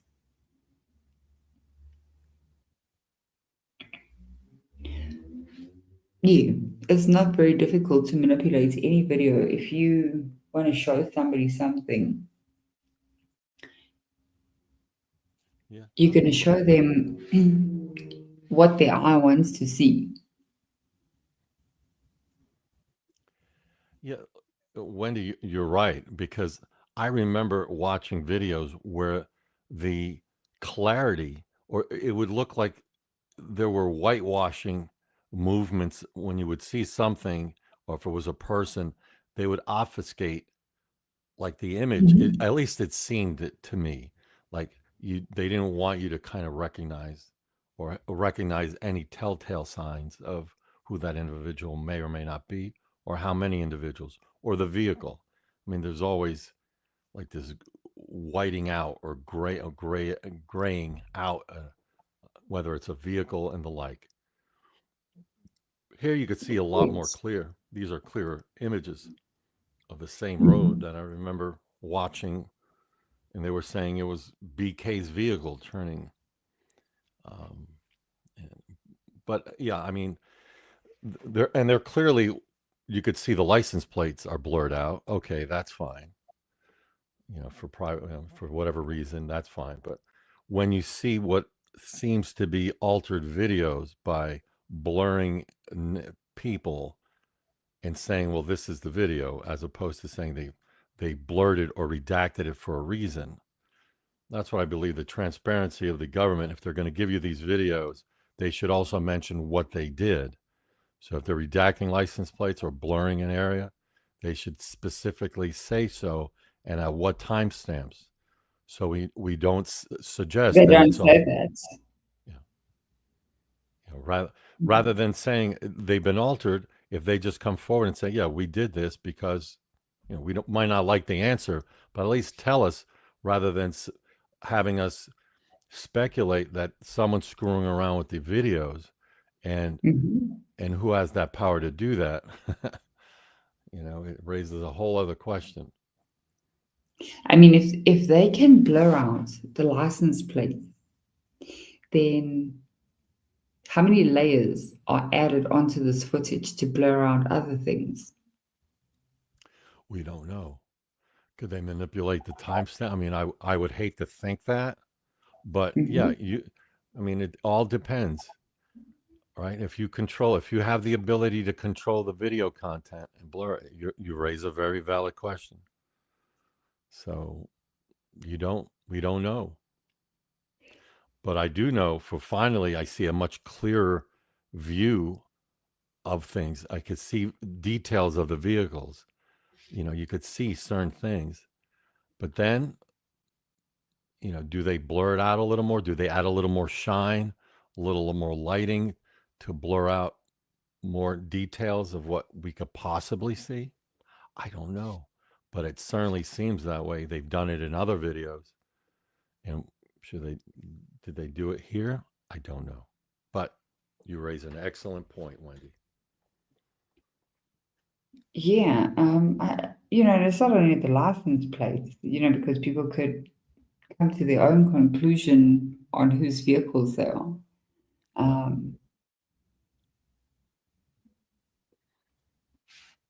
I just think there's a lot more in these images that's been blurred or completely taken out, as we saw in that other footage. A lot of things are taken out where they redact people in the footage in the house. And we don't see that in other cases. Well, you're right. Sometimes. But if you are using confidential human sources, okay, or, I use that term because we hear the term confidential informant, but a confidential human source is what more modern feds use that terminology, because there's a wide variety of confidential human assets that the FBI uses or different government agencies use. Some of them are already convicted or formerly convicted felons. So that's typically who you see, a confidential informant, and that's the ones that are named. But there's other ones which are very, very on the edge. I'll give you an example. If you are going to use, if we want to speculate, let's just say at 1122, somebody there is a human resource for the feds, a confidential human resource or asset. All they are doing is basically giving you information. Not that they would be involved in an operation, but giving you information on the side. For example, what if Kaylee was taking a class involving Josh Hurwitz? She potentially could have been there. She was a senior, so clearly she was at the University of Idaho at the time Josh Hurwitz was teaching. Well, and what if, I'm just speculating, what if she would give information to him or others on campus give information to Josh Hurwitz while he's doing his due diligence? Because, product by cartels are infiltrating a lot of campuses, and Pullman as well at the same time. We had a notorious history of issues. But all during the pandemic, these college towns were ripe for distribution. And when classes aren't really ongoing, everything's on Zoom and the like. It begs the question, what was really going on? Who was involved? How they were involved? But there's nothing, I don't believe it's unreasonable to think, based on what we know, Kaylee had an interest in true crime and the like, that she may have taken a class, even though he was in law school, the law school class. At that time, I believe they were allowed to take different courses, even if they were for law class. And I believe Josh Hurwitz may have also taught the same law class at the undergrad level. But if you're going to do that, sometimes they would combine them, especially during the pandemic. You would have law students, you would have the same subject matter, maybe a little bit different, but you have the same subject matter, the class itself. But the law students obviously would be tested under different, whatever that law school exam would entail, as opposed to undergrads. And they could have taken it without credit. For example, you could have taken a course without having examinations. I forgot what it's called when you do that. So it doesn't stop Kaylee from actually having taken that class, even though it was, on one hand, it was a law school class. It doesn't stop undergrads from taking that same class, especially given the pandemic time of 2021. I think there was a lot more flexibility in taking classes because everything was, I believe, it was online. on Zoom. Well, yeah. True. And that maybe allowed interactions. So again, I mean, if you look at any kind of manipulating, like somebody's going to manipulate a video, they would take a real video from something that happened in the past, and they can measure the length and the angle of the shadows, and even at night they can erase people from a video. Sure, the pixels. They just manipulate the pixels. It's very easy for somebody to do. Yep. So if there were more people in this footage, I mean, you could strip it away and you'd see them. I don't know exactly how they add it on. I'm not a video editor, but I've seen people do it where they manipulate the footage completely. Yeah, some say the Zapruder film with the JFK assassination. They remove certain aspects, and you keep the main photo, just replicating it, and you remove the artifacts that you want to remove, right? And you blend them together, and you make it into a video. So you keep. Yeah. So it can be done, especially nowadays. Are you kidding? It's much easier now to do that, I think, than it was before. But especially if you control the original, whether it's an SD card or film. If you control that original data that is that occupies, provides us this video, all gloves are off. You could manipulate whatever you want. Yeah. I believe that. So I kind of get the idea that they manipulated certain things, but then that little flash that you see, that wasn't taken out. And you kind of have to wonder why. Well, okay. Well, that, because, well, again, we're speculating, wondering why. So you see the flash, because you would have to put 2 and 2 that doesn't exist. Number one, there's no evidence at all, no evidence that a firearm was used. However, there are inferences by Bethany Funk and her testimony, well, her interview, in which she said that she saw a flash, like a firework, and a bang, or whatever it was. And you see that here. So, but there's no evidence of a firearm used, according to the coroner, at least the reports that are publicly available, and different books written on the subject. No one discusses a firearm. And even if a firearm is used, just to play devil's advocate on my, even if a firearm is used in this video here, in that house, it doesn't mean any crime happened.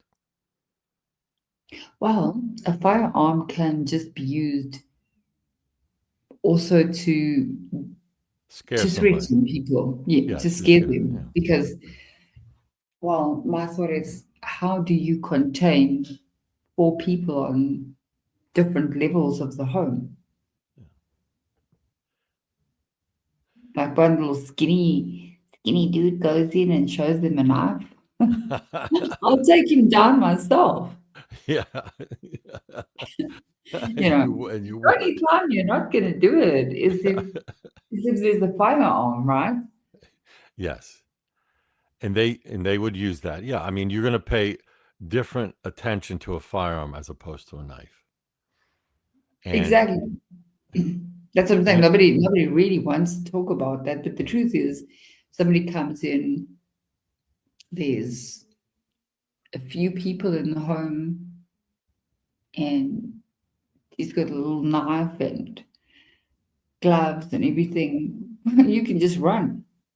The only time you're not going to, because the only thing that's going to stop you is a firearm, right? Yes. Yeah. Absolutely. You think of that, you have to calculate things differently between a firearm and a knife. No doubt about it. And to your point, as far as a scare tactic or to influence them or interrogation, you could use a blank. Doesn't mean an actual bullet was actually in the chamber. If this was a firearm, I'm not saying it was, but you could have a blank in it and it would create the same type of flash.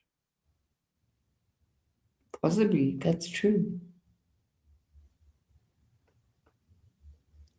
But that is brings me to a question. Like, so now that house is not at the residence specifically. So were people being threatened outside of the house?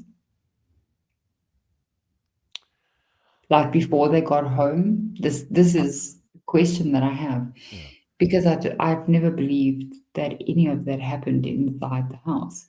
Meaning, when Bethany says, when people tell themselves a story and they repeatedly tell themselves a story and they say, this is what happened, they actually start to believe that their story is true.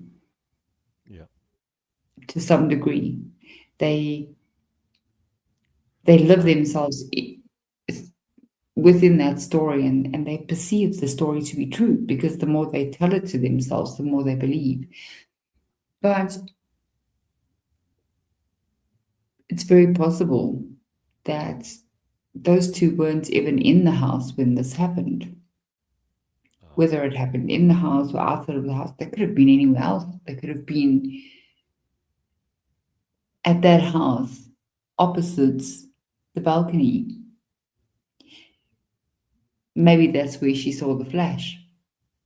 So she's sticking with the story of the flash, but The bang, well, like a firework, as she described it, a yeah, flash firework. with a bang. Sorry, Yeah. no, firework So, and the bang.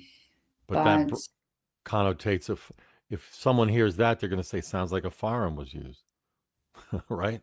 That's what it connotates in someone's mind, um, or implies yeah, that.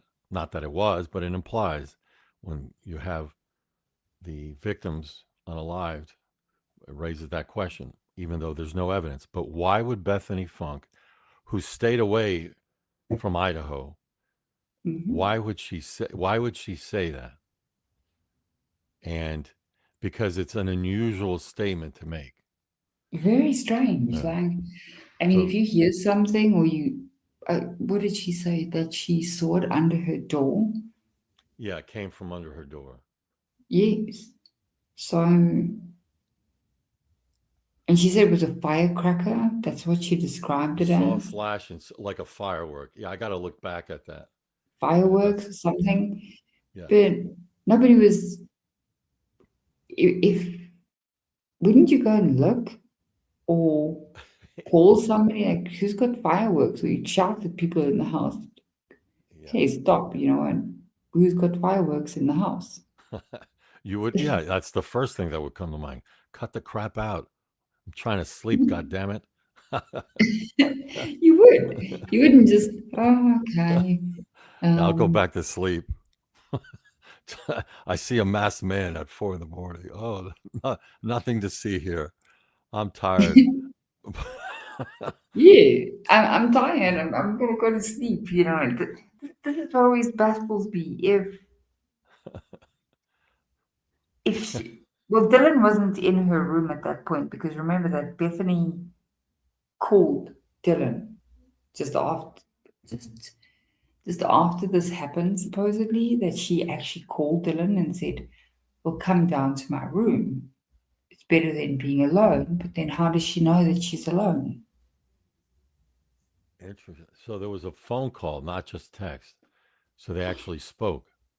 There was a phone call according to the documents, and then they started texting just after. I think somebody correct me if I'm wrong, because I haven't been over the documents for quite a while, but there was a phone call, and it wasn't Dylan phoning Bethany, it was Bethany phoning Dylan. And then that is when the texting started, just after the phone call. So why did she phone her? Was it for the firecracker?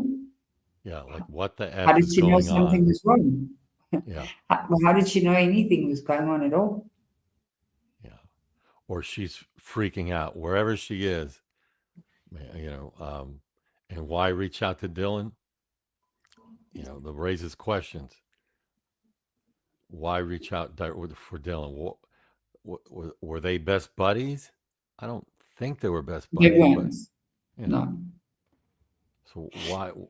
So if would I saw a she? flash and there's a guy in the house, my thought would be Get the probably hell one of Ethan and his friends. right. Yeah, why? I'm not saying that's why she phoned Dylan, but I'm saying, okay, she did. And they started texting each other. I need to go back to the documents because I've had a bit of a break from looking at those for a while.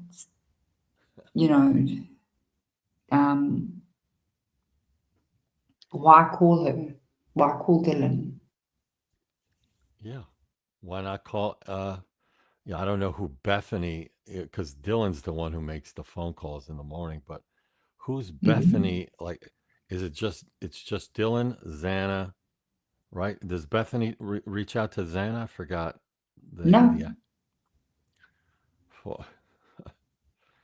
Yeah, it raises I want to questions. see if I see the text, because there were texts between them. But anyway, I won't bring it up now.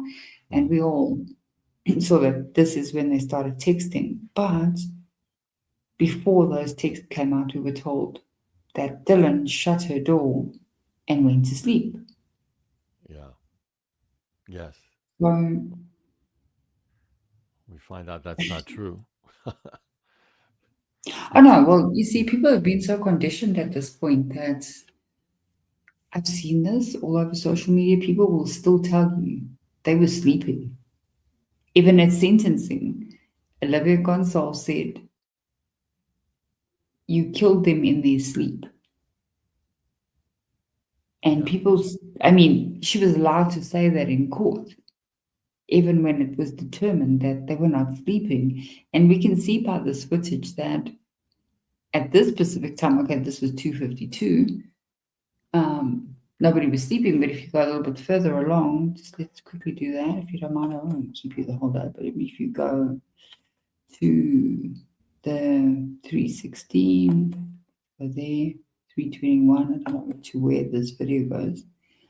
Okay, this is where Koberger enters the neighborhood, right? Okay. Let's have a look here. Well, they say. They say. Yeah.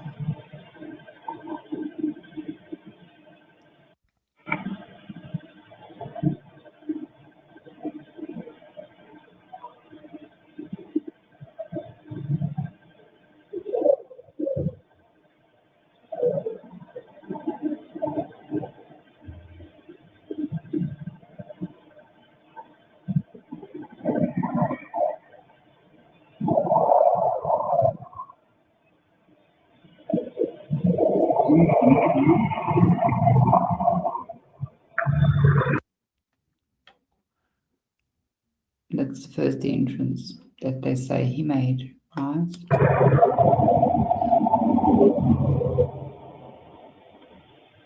Now look at that flashlight in the window. People are still awake. And the lower. Do those lights come on? Yeah, you see the flash on the lower level. That's a flashlight. But on the second floor, that's the vehicle going uphill, and you'll see its reflection in the top middle row window on the right. But on the lower level, that's a flashlight. Yeah. Yeah, no doubt. At least, in my opinion, it's a flash. Oh, and before Wendy, this is important, and maybe you know the answer to this. Is there, or for the viewers as well, is there a back exit to the house we're watching here? Because the two individuals we saw go around the back, if it's something nefarious and they have to remove something, they're not doing it from the front door. And if they are, that's been wiped out. But if there's a back door or back entrance to this home, I would like to know that, because I think you mean the home opposite this balcony. yes, the home where we saw the flash. I'm not sure if there's a back exit. Could be. All right. Well, I would want to know, because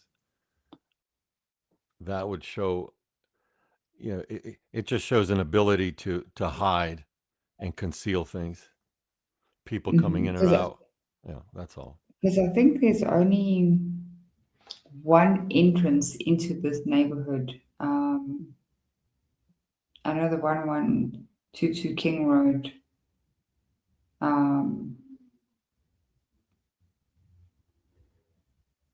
Let me see if I see something here. So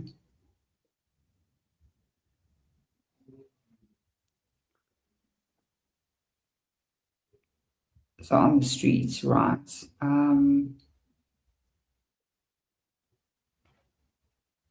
I'm not sure about that house, if there is a back entrance. It'd be quite interesting to actually go and look on maps and see if that house has a back entrance. But as far as I know, there was only one way in up that road and then one way out. So the opposite house, I don't see any road there. I'm not sure. I see the other house. I'm just trying to figure out, because if you were going to move stuff from a possible, if you're going to do that from something happening on that lower level, and you don't want to be caught on a camera, or that back area, if there's an access, an entrance, that would provide the cover you need. And you could have a vehicle back there, we wouldn't even know. if there's a back Well, entrance. yeah, we haven't seen anything, so could be. I think there could be a small road at the back there. I'm not sure. We don't not seeing it in the footage. Let's see here quickly. This is just the entrance into the neighborhood, and then obviously you see the lights going around, and this is where they say this vehicle went around and around and circled the house. Okay. Bubbly Water says there is a parking spot back there and another home, another small flat. Okay. Thank you, Bubbly. This is your brain when you're struggling to focus. Didn't see Bubbly there. Sorry. Oh, hi, Bubbly Waters. How are you? Okay, so thank you for that. So there is a back space door? behind the house. Wow. Okay, we're just not seeing that from the front. And a spacious parking lot, Bubbly Waters is And saying. this is So your brain when you're in the that zone. raises a lot But of getting in the questions. zone and staying. So you could go in. That's. Yeah, so you're not seeing it? Yeah.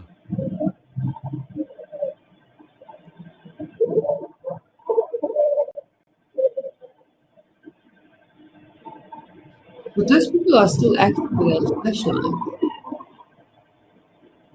Yeah, there's still, and You there's see someone people at the coming in door. and out of the door? You see it? Yeah, We at the both said door. it at the same time. Yeah. Look there, around the car. Who is that? And you see how they're fading away? Like that doesn't make sense. How they Edited. just disappear. I just want to go back a Pixels. second. I want to look at that again. Look at that as they come out the door. Oh, and the car takes off. Oh my God. You see Okay. it? So you're gonna see it now again.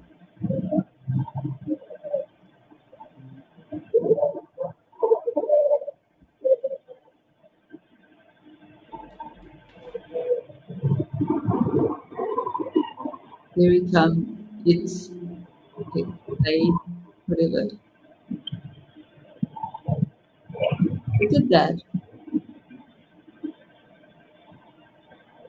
They removed the pixels. Do you That's what see it looks it? like. Do you see it? Hold on, let's look at it again. There you can see editing. You can see it so clearly. Sorry, guys. I want to play it again. There's the editing. Oh my God, it's like a ghost.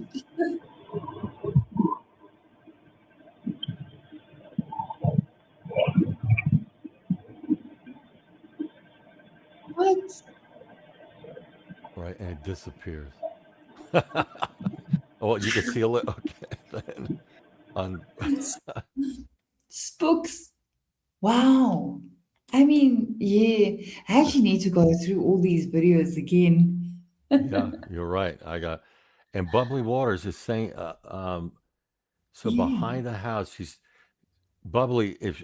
Is the back parking lot accessible to Walenta? Is there a way they could make it to Walenta from that back parking lot from the house that we were watching? Or do they have to come down? I guess it's Taylor. Do they have to come around the front to exit?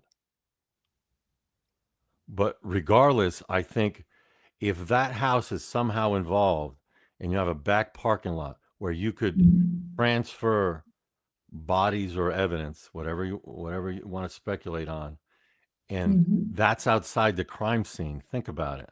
That house is not part of the crime scene. No. So I was just shocked now when I saw that because there's proof of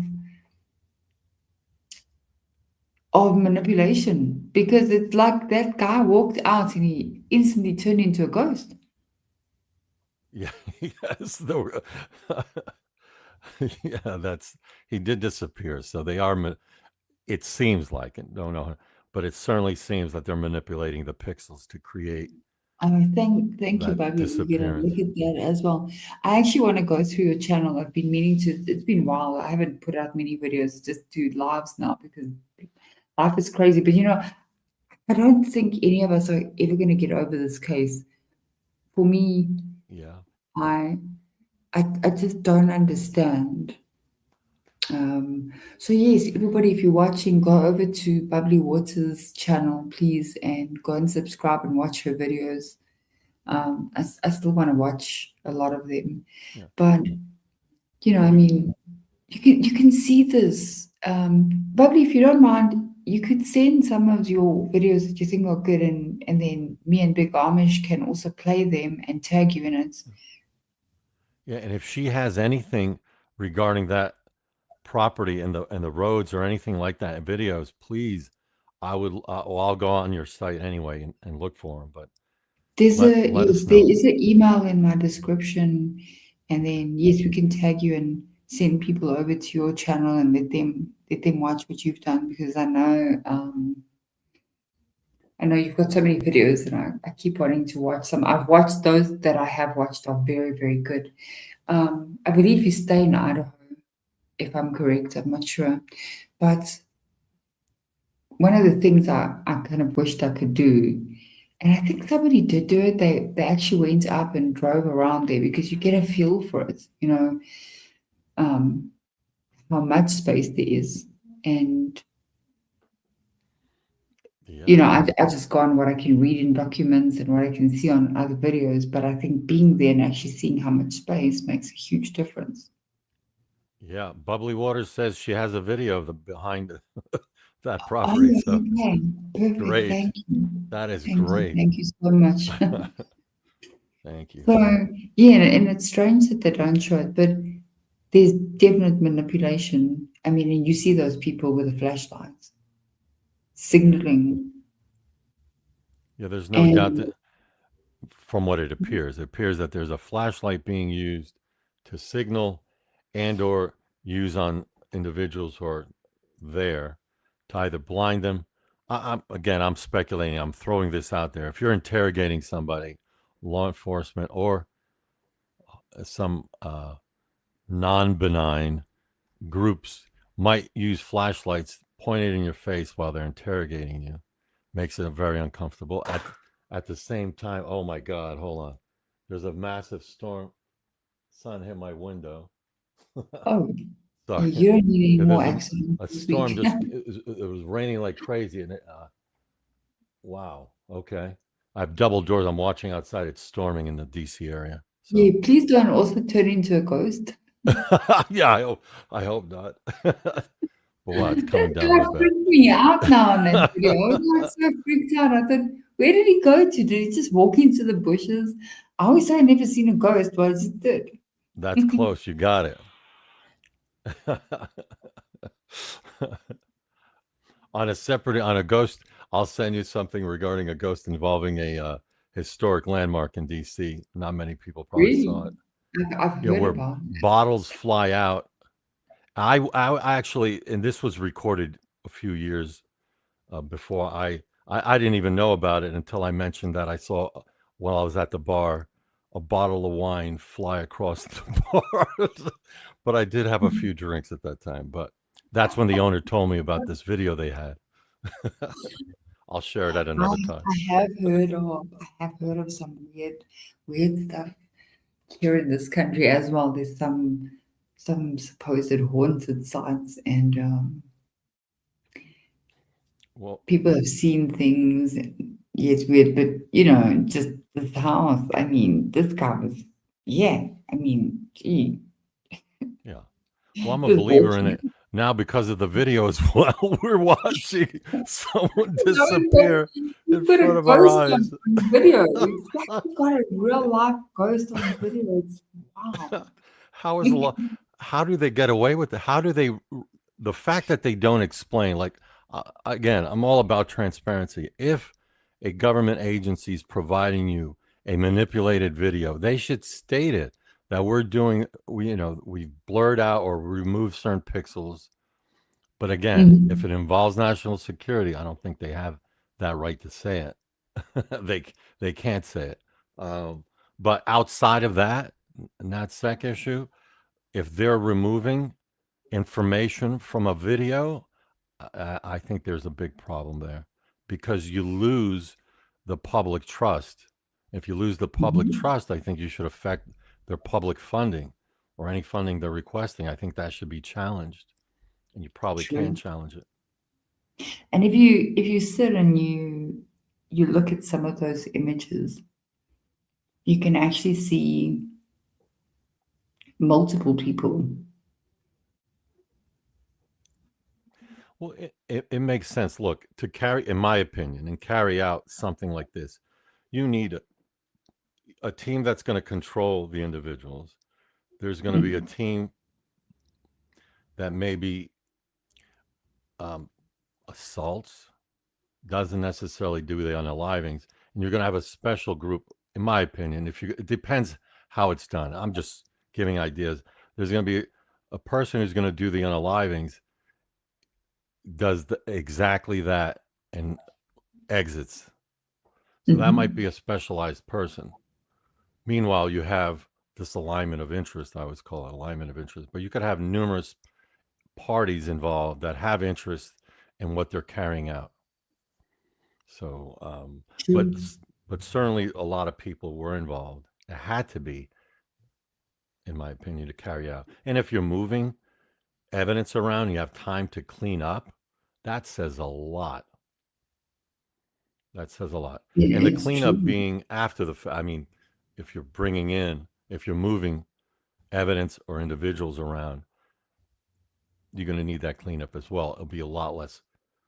And I think that that kind of raises the question, Wendy, because there wasn't a lot of DNA or a lot of red stuff in the home at 1122. Not at all. No, that's There why. was not, but That's not. why I don't believe it happened in that house. Yeah. So, or you could finish off somebody, like they don't have to be unalived yet to be just, incapacitated enough where you could bring them and then put in the final touches. I hate to be gory like that, but again, I'm speculating, but I'm trying to piece this together because after what we watched and we're seeing manipulated video That content. that would happen with staging, and I'm honest, when I saw those crime scene photos, I knew instantly that this was staged. They were, sorry to be graphic, sorry anybody just going like, I don't want to be disrespectful to the victims, that they were actually dragged back into that house. Okay. On like a tarp or something, because how are you going to, that'll be easy to move weight. You need something to be able to be dragged unless they're being carried. I don't think. So, I mean, I know that from carrying, I move stuff in my house. That's why I know about the tarps. Not that I have any experience with bodies, please. But no, you don't want. Look, I've been on crime scenes. I've seen, I've seen more damage when one person loses their life on a crime scene than this, where there's 4 people. Yes. Yeah, there is a lot here. I'm just so shocked to see that person disappear. I'm still in shock. I'm sorry. But it's evidence because it's just, I mean, it's been 4 years almost, and think about it. I mean, I do see a lot of people starting to question things that didn't question them before, because it's wild. I mean, how on earth do you explain? No, we're not getting any answers. Again, the public, just come out and say, if it involves something larger. But I guess, they can't say anything because it's probably still ongoing. It's still ongoing. This investigation's probably still ongoing, or they're sealed indictments and they haven't probably arrested and, they charge the individual with a sealed indictment. You could charge somebody, they just haven't arrested them yet. And they just monitor their movements and then decide when the time is to arrest that individual. Why So would they do that? If there is a sealed indictment, why would they not arrest them? because you want to, okay, let's use the Maduro case for an example. Mhm. His generals, his co-conspirators, they had sealed indictments against them, right? And so did Maduro. Mhm. The reason you don't arrest immediately is because there's loose ends that you haven't tied up. You might have one crime, for example, let's say they found the resources, they found the financial end, how the money was being moved around, but they really Mhm. wanted to know about a specific weapon that was used, right? A specific signature weapon, let's Yeah. say, and with the cartel. So they would, if they wanted to do that, I'm saying you hold off on arresting them because that individual might use that same weapon, or bring you to who's ordering the use of that weapon, the higher up fish. And so the sealed indictment is meant to allow your operation with your infiltration of confidential human sources and or individuals who may have flipped. They may have You may have arrested somebody who had a sealed indictment, but they're now willing to talk and to in um, assist in the prosecution of that other individual. So there's many reasons to keep things under wraps, where you use that individual who's then still under a seal indictment to be your confidential informant, because ultimately they're going to go to jail too, but not as much. They'll be willing to trade off some, but that's all done under wraps with the feds. But the sealed indictment allows you to have a case that's pending and sealed. No one knows it. And it's up to the prosecution, the feds, to determine when that arrest manifests itself. Because you can know that someone did the crime, right? But yet that person has escaped to Bolivia. What are you going to do? So you know the person. Are you going to announce it? Or are you going to keep it sealed to allow? See, there's many reasons to keep it sealed. One is they're outside the scope of you grabbing them, just like in the Idaho 4. Let's just assume, for kicks and giggles, that it was a cartel member who did part of this or was involved, but they already fled. They fled out of Idaho by the time because the timing, that 8-hour delay allows you to move. You could be in Canada or potentially, I don't know how far driving, but if you're on your way to Mexico and you're already in Arizona, or parts of California and close to Mexico. So that 8-hour gap, assuming it occurred at 4, if not sooner, if it occurred earlier, but you could be in different countries, certainly in different states. So the local law enforcement won't know what to do. By the time the feds are involved or finding out who may be involved, you're talking of excess of what? By the time the feds are involved, it's in the afternoon, I think, or evening. I forgot what time they actually show up there. But that's just an initial kind of spark. And that's assuming they don't know and they haven't had an operation going on. But I'm just saying, if you had somebody who flees the scene and is not within your jurisdiction, you can't arrest them even if you know who it is yet. So you keep it sealed so you can entice that individual back within the jurisdiction. So then you can Makes enable sense. that arrest and or others involved. Does that make sense? Or It makes sense. Yeah, it makes sense. It explains a lot about something much larger going on. well, it certainly involves a lot of people, that's for sure. And if you're manipulating what we saw in that video, at least in my opinion, it looks manipulated. I don't see how you remove No, pixels. obviously. So, Bubbly, is that video on your channel? I think she said it's uploaded to YouTube. It's a short video. I don't know. I don't know if you can paste it. Oh yeah, that But would be great. I like The to bubbly see waters. what it looks like at the back. That's quite interesting.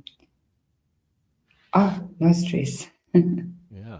Maybe did Bubbly get a chance to see the flash in our explanation or what we thought about that? I don't know when she came into the. I don't know if she saw it, but let's go have a look at it again. I think it's its first one. Was so it was at. She must check me now, trying to do this. Like, okay, I figured it out. While you're doing that, I'm just going to check on my basement doors window. Sure. How many? It was at 2:48, right? Yeah, 2:48. Yes.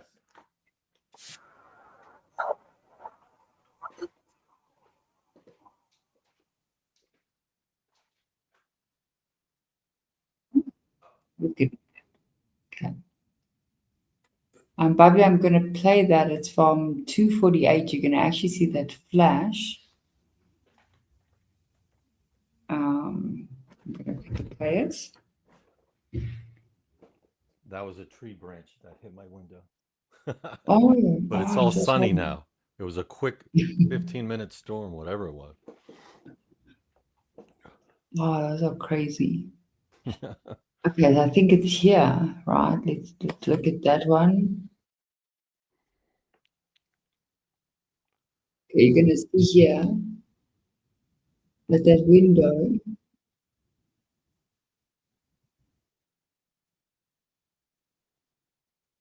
There we go. Go back a few seconds and you'll see it again.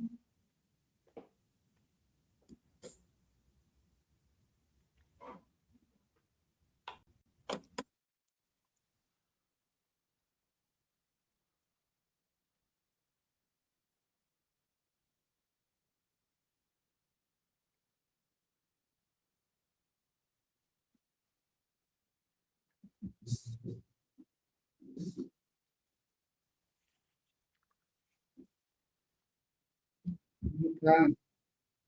So obvious. Wow. Okay, I've seen that. I want to see my ghost again. Yeah, it's not on the screen yet.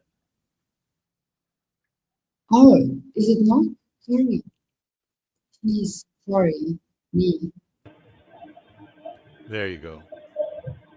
Sorry, guys. Oh, Well, you yes, have it at I'm- 3:32. Yeah, you got to go back.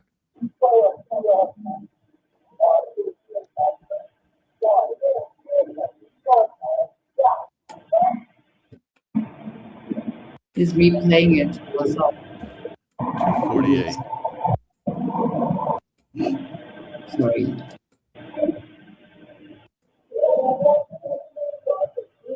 I need to be.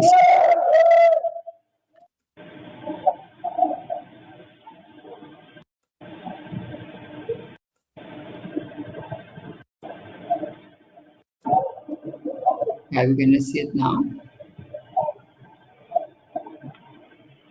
Sorry, Bobby. I forgot to share the screen. It's going to come up now.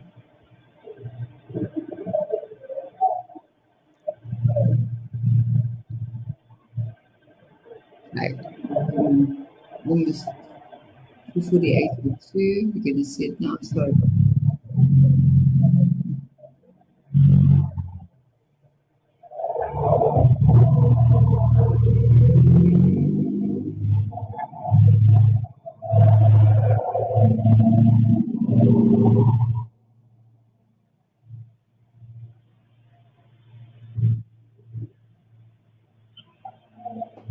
Here it comes at 36.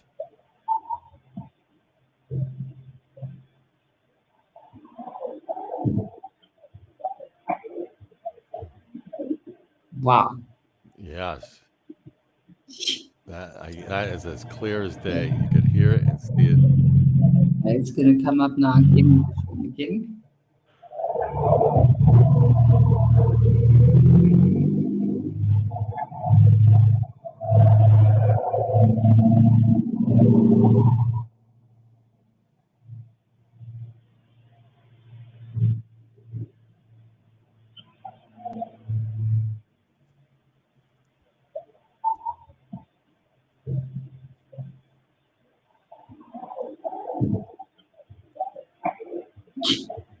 What are they doing there? Jeez.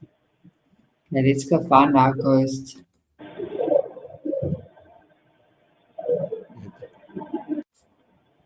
can't help that flash in the coordinated sound artifact.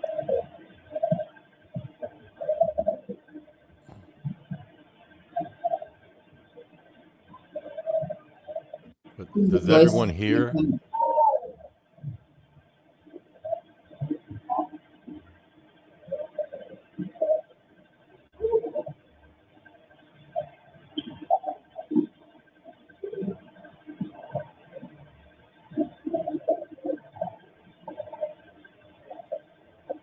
Look at somewhere here where it comes out.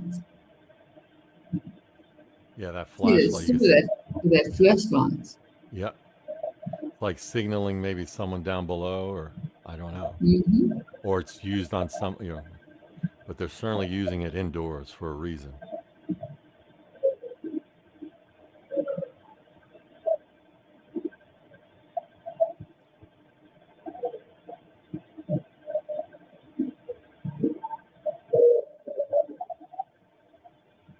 This sounds so clean. It's insane. Like, imagine how much you can do with this. It's crazy. This software.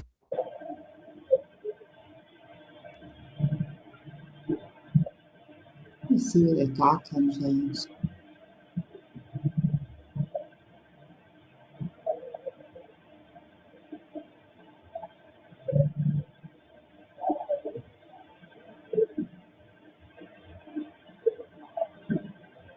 This is also because they're so busy with that light in there.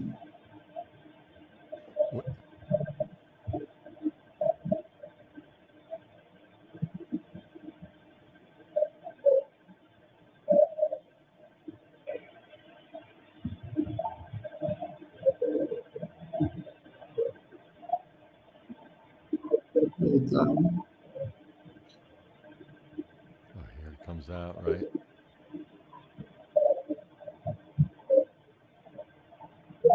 Oh, you can see the car coming down with the flash.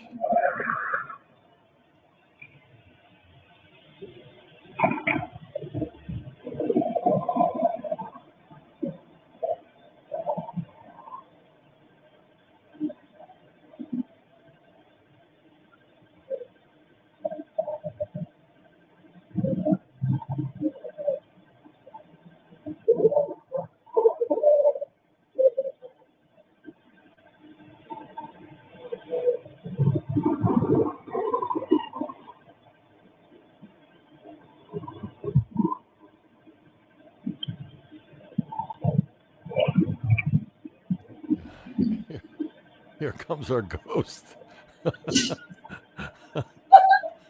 It is gone. I can't even. I can't with these people.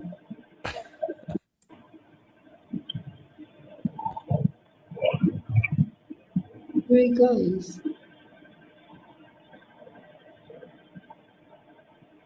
There you go.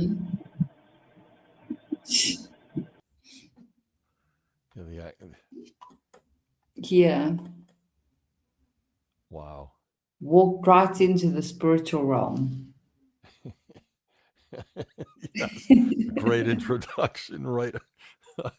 Thanks to law enforcement videotape production. Hi, Karis Macro. Hi. Yes, there's activity everywhere. If you actually sit and look at it, there's so many people around. But that one was quite funny because, I mean, wow. So now we could thank the local government for documenting paranormal activity. Maybe that's what they were investigating. I doubt it, but you never know. Jeez. Yeah. Aliens, they're investigating. Well, there you have him. Oh, wow. But yeah, this all ties in pretty well with probably, yeah, I'm telling you. This is wow, these pictures. You can actually see, I actually saw on one when I paused the video, there were some hooded figures. It looked like really like hooded figures around the area. And when did that happen? It was on the same night. There were all these hooded figures. You really have to look for them, you know? That's why I said I'm wondering about this ritual aspect of it because, yeah, there were a lot of people there, and I don't know. Yeah, well, keep in mind a federal operation, because this would be considered, if it's a ritual, it's a hate crime. And the Biden administration was pushing a hate crime act, and they had it. And Josh Hurwitz was actually, that was one of the first things he was advocating when he stepped aboard, I guess in 2021 in the summer or 2022. I forgot. So in the summer of 21 or 22. But the point is that this hate act was being pushed to be Oh, really? promoted and by the federal, the FBI and the DOJ, and Josh Wow. Hurwitz specifically. So there might be something there. Could be very well. That is a good point. Bobby, I didn't get your link. It's not in the chat. So, Christine, do you want to? I don't know if you can mail it to me, then I can quickly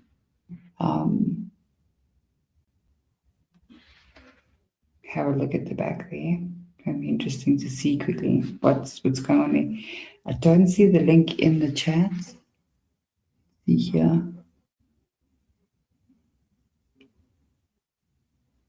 No.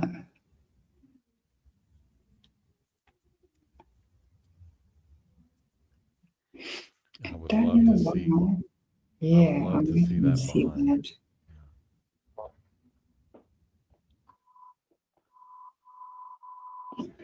So, Bubbly, there's no link in the chat. Do you want to quickly mail it to me? Then I can play it like that. Let me do this. I'll put the mail in the chat.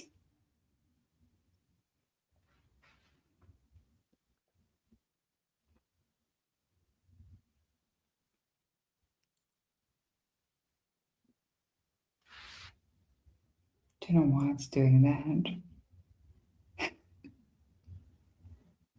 Okay, I'm gonna have a look and then I'll quickly be able to play it from there. See if it comes through. Jeez, these people are wild.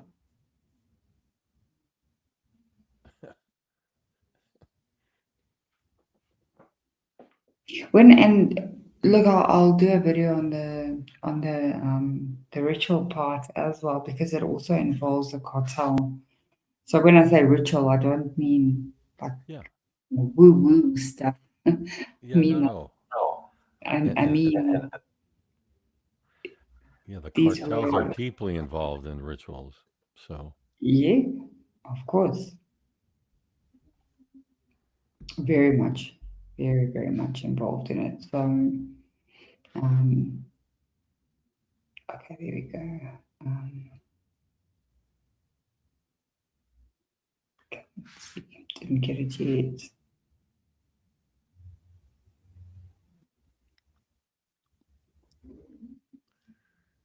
if you get it.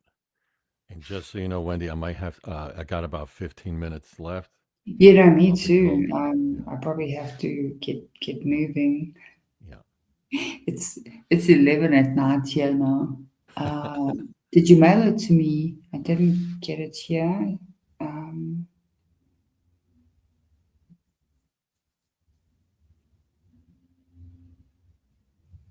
Yeah, sorry, I've kept you so long. I always say I'm going to do a quick live, and then No, this was great. It's just Friday. I'm gonna be going out to dinner soon, so I gotta switch up. That's it all. is what Otherwise, I don't mind. I 5 love p this. 5 p.m. there by you guys. Yes. Yes. Okay. Bubbly, I can't see it yet. I don't see a link. No, Bubbly was going to put a link in. Is it on your channel?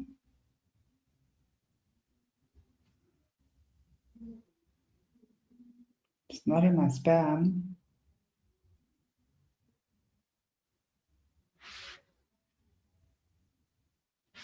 Let's see. It's on. Christina says it's on Love Gigahertz's channel too. I think, but hopefully it populates on the chat. So you can Yeah, his channel is good. I had a very interesting chat with him as well. He's been a bit quiet lately. Good. Yeah, I watched the couple. Okay, let's see. Okay, there, I've got it. Got it. So You got it? Yep. okay, let's do that. Let me just send it to that phone.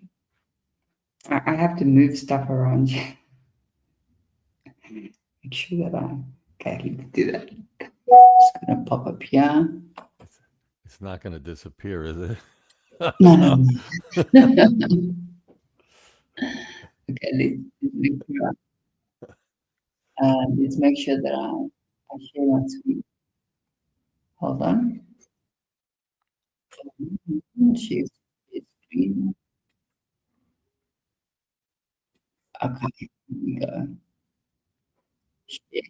Let's open it. Can you guys see it? Not yet. I don't see it. Okay, hold on. No, not that one. Is it that one? Yeah. Okay. Can you guys see it now? Yes. Yeah, I can see it. All right. So let's go to that. Go to the beginning. It's not very long. It's like 2 minutes, but okay. Can you guys see it? Good. Okay. He's the one with the Vandal shirt on. And so I'm going to show you the backyard. I'm going to show you show you around 1119 a little bit here. I believe this is actually the back 40 behind there, right? They're having a little shindig. This was January 9th. Miles is there. Miles was at the grub truck with the red backpack girl. It was his girlfriend at the time. And the other girl was Cody Poe, who was number 9. Number 8 was Miles. Okay. Brian would be in the middle.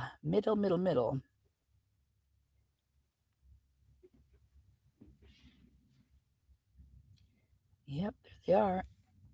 I don't know if that's inside the house. So here's behind the house. This is behind the house on the back side. Wow. And look how they've limbed all the trees. Why? Yep. You got to ask yourself, why would they do that? Well, my opinion is so they don't climb then and get on the roof, because that's what those guys do. And why are their jerseys on backwards? A lot of times they make them wear, like if they do, it's a hazing kind of thing. It's if they didn't fulfill something or do something, or they have to wear another team's jersey or something. It's something like that. I don't know the whole gist of it, but it's something like that. Something like the house right here. This is the back of 1119. And see that building coming off the back, off to our right? Yep. It's a pretty good sized building. And it is flat on the roof. So they could jump from there to there. Easy roof access all throughout these neighborhoods. Huge, easy peasy. And little area for, it could be like it could be a fighting ring right there inside there. I mean, I could see that totally being that. Oh, wow. Okay. No, that's great. So there were Thank you, exit Bobby. points. Yeah, Yeah. that, and thinking about the trees as far as climbing or coming out of the window. So if you were a perpetrator and you did not want to Mhm. leave any evidence on a door, either exiting, so either from the back or the front for that matter, would you use the trees to come down? And that makes kind of sense. So bubbly, yeah, this is a goal, a very interesting nugget, a golden nugget, because now, and it's clearly a yard that you could traverse, and I think you go to Walenta, if that's correct. But Jeez. but she's raising good points as far as the trees, why you would use them. I'm just saying as evidence. So if, let's say you are full of red fluid. Mm. If you jump on a tree, no one's going to think of that. They're going to look at your doorway. They're going to think of, right? They're going to look at the doors and Yeah, windows. right. Yeah. Exactly. But that's great Oh, work, wow. Bubbly. But clearly, you could see that the backyard could be used to I'm to telling move stuff you. around. Yeah. Yeah, I had no idea because when you look at it from the front, it seems pretty small, and because it's dark, you can't see anything at the back. Yes. Yeah, Yeah. now we know there is a backyard there. Oh, thank you so much, Bubbly. Yeah. Thank you, Really Bubbly appreciate Waters. that. Great And then, fun. yeah, please, if you want to do a live with us, you're more than welcome. Anybody actually. So, I know Bubbly's been working. Sorry, let me give me 1 second.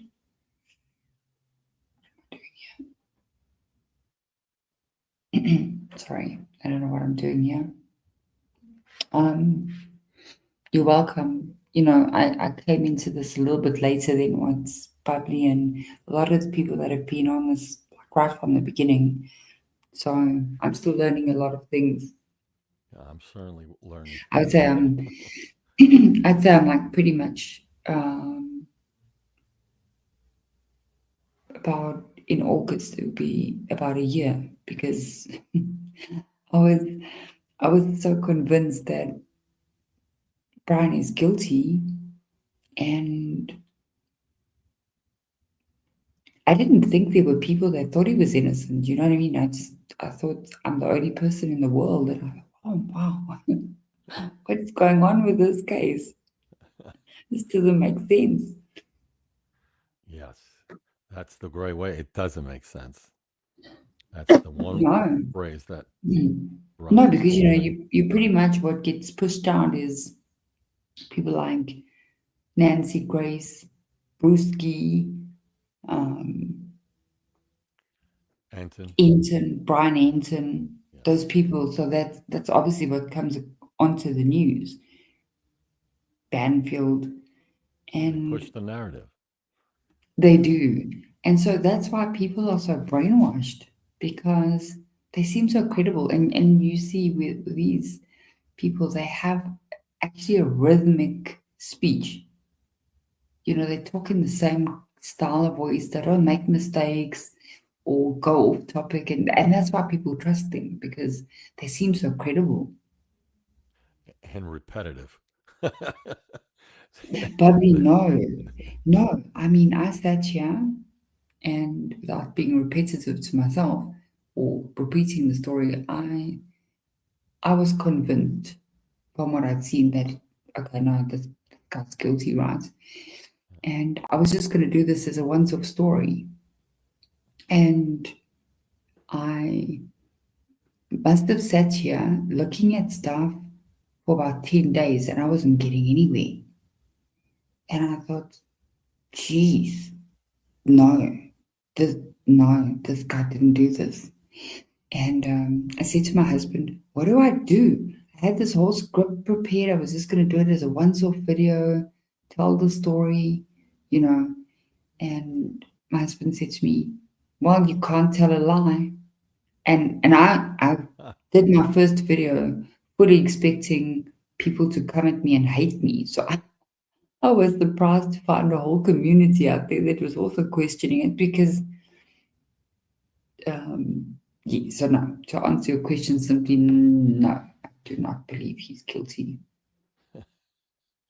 No, that's well put. And like I told you, the allocution, that was the first time I really paid attention because it was a hearing, so I wanted a public hearing, so I wanted to watch it, as opposed to watching news clippings on or reporting on the case.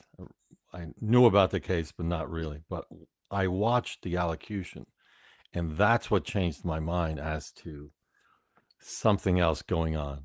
It was a skeletal plea, a skeletal allocution. And so he maintained his innocence, and it's something we talked about prior to it being announced by Steve G. It was the Alford plea that I believed was present in closed doors. So you had a public allocution of a skeletal plea. Meanwhile, there's a closed court session that involved much deeper and factual basis of the Alford plea. That's my opinion. I believe that there is an Alford plea taken, or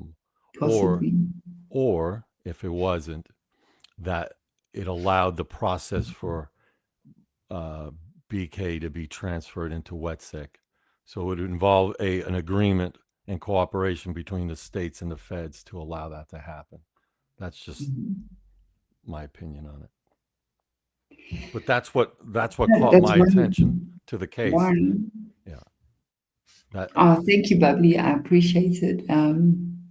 Yes, I'm going to link Big Amish's channel in this. I don't think I'm going to do something also that I'm busy with. I'm not really a content creator. I was just doing this because I felt like, wow, no ways. These people are talking shit. I don't like people who speak shit. Yeah. That's why I started this.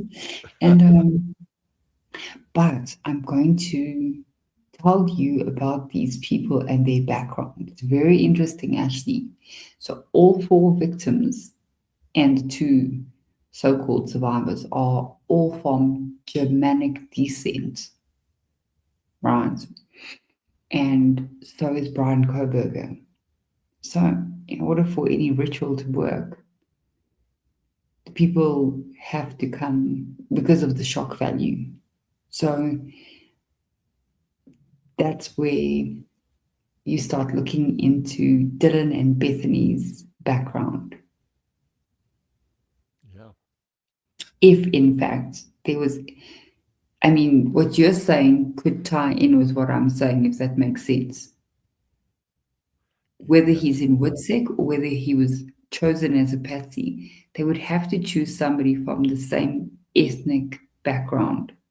To infiltrate. Yeah, to be the confidential or yeah, absolutely. One way or another.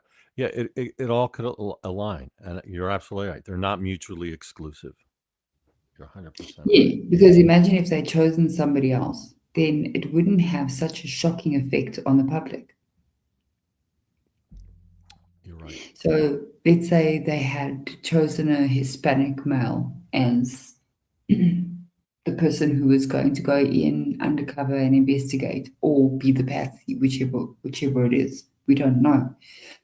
Then it would have just disappeared into the background. Because people's reaction to this whole case, it would have died. They needed. It's more shocking when you have somebody from your own ethnic background performing this Well, it creates attack. a level of trust, doesn't it? Yes. You know, at a level, it certainly does. Yeah. It kind of ties into how they did it, but I'm still working on that. Every time I do it, I think, no, I don't know. I'm just going to sound wild when I say it. Just so you But know, I don't think I could say anything more wild than what there is. So, you know, for me, I'm a content creator. I'm in that way. I don't view myself as that way. I'm just So I don't worry if people come on. Mind you, I actually haven't had anybody coming on with anything negative, which shows that a lot of people are starting to think, wow, you know what? This doesn't make sense. We don't trust these people anymore because they feeding us a bunch of lies. And, you know, we are allowed to ask questions when things don't make sense. And in fact, Bubbly, the very first thing that the Big Amish said, the allocution, yes, that was one thing. I think the big thing that tipped me was Olivia Gonzalez. So I don't know if I'm allowed to say this, but she's a modern day something with a broom, something. No, for real. That woman gives me a really bad vibe. But when I watched, yeah. I'm sorry I'm laughing, but I'm envisioning that exactly is true. I watched her with that 9-minute long victim impact statements. And, you know, when people lose somebody, we've spoken about this, when you lose somebody close to you, doesn't matter how well rehearsed it is, you will break down in a courtroom. Okay. You won't say you killed them in their sleep like a pedophile. It was very theatrical. And the more I watched this woman, the more I was like, geez, I can't. I can't. Why is she lying?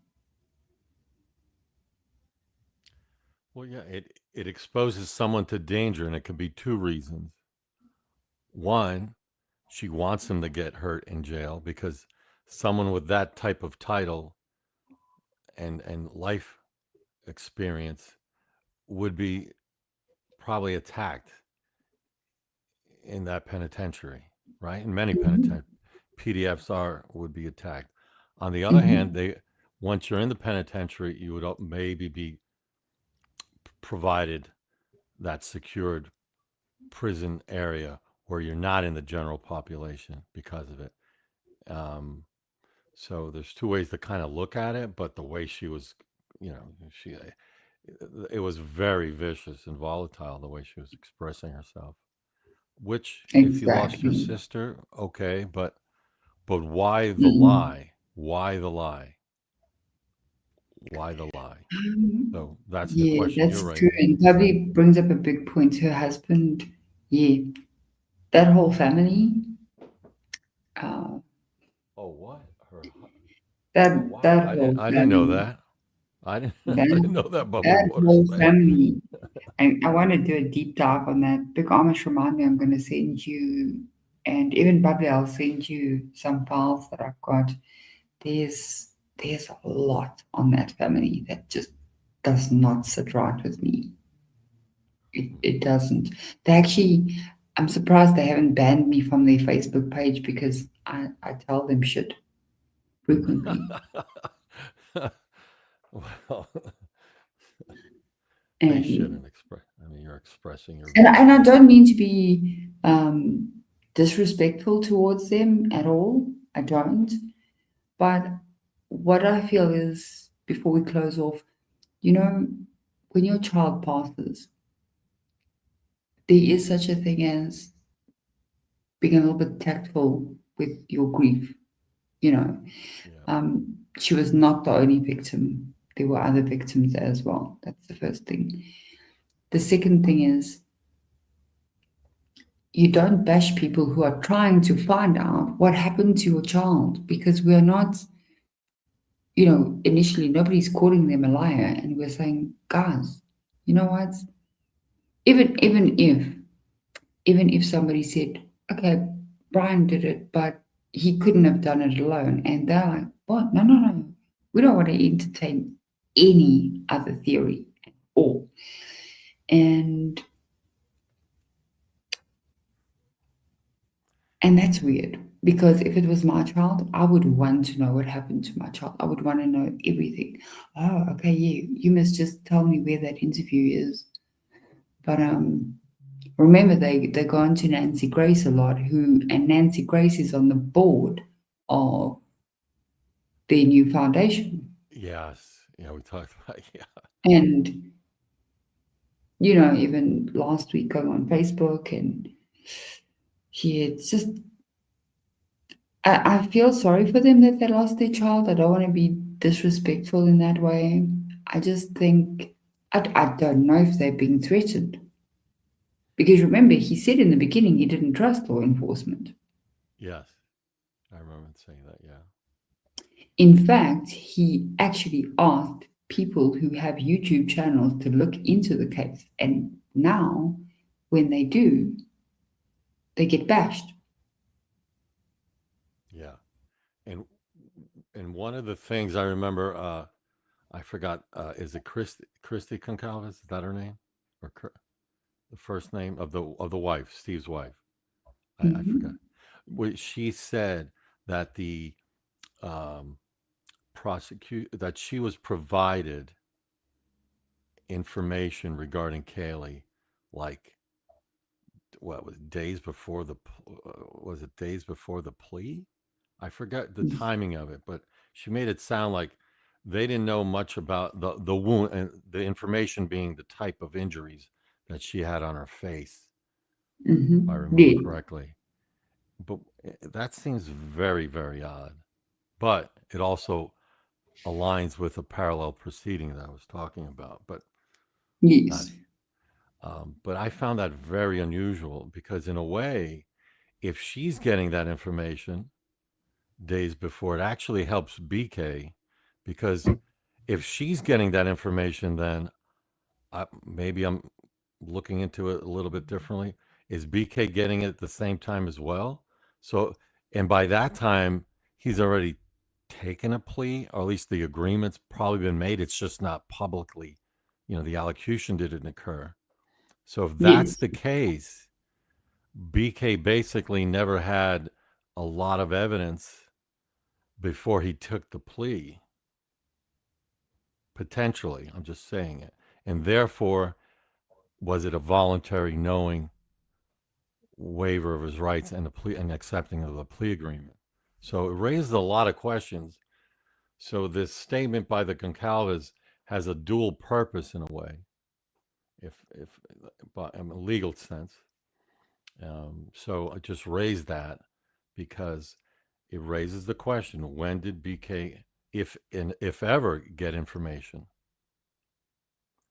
But, exactly. But by the Concalves saying that before, like I forgot the wording she used. It was like days before, right before, whatever it is. Even if it's a few days before, clearly the state and BK's legal team would not have signed a plea agreement, okay, that day. So it wasn't like, here's the plea agreement, here's the hearing.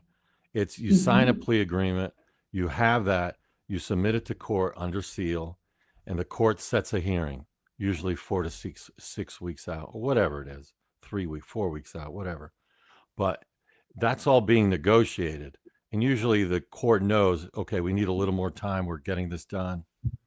And they're working that out. But that fact alone raises the question: if the Concalves did not know that information, and if BK didn't know that information, how in the hell does you have a knowing and voluntary waiver and a plea agreement? You don't. And I know what you're saying is right. Well, I don't know right or wrong, but it suggests something, it's not just BK. We just take Concalves' word at it. They're saying they didn't have the information. So they're saying it, and they're the victim's family saying it. So I would assume that's all going to be coming out in some due time. I think soon we're going to see a lot more things coming out. Yeah, I agree. But anyway, guys, thank you so much. Big Amish, thank you. Thank you Thank for you. being Oh, on. before we Bubbly, thank you for those videos. I appreciate it. I'll mail you as well. but Sorry. before we go, I just want to make sure that regarding Matt Allant. I'm not sure it's even the Matt Allant that's Emily's father. The information Yes. that I gathered from AI, I don't. I'm assuming it is because that's what it was saying, but I don't know.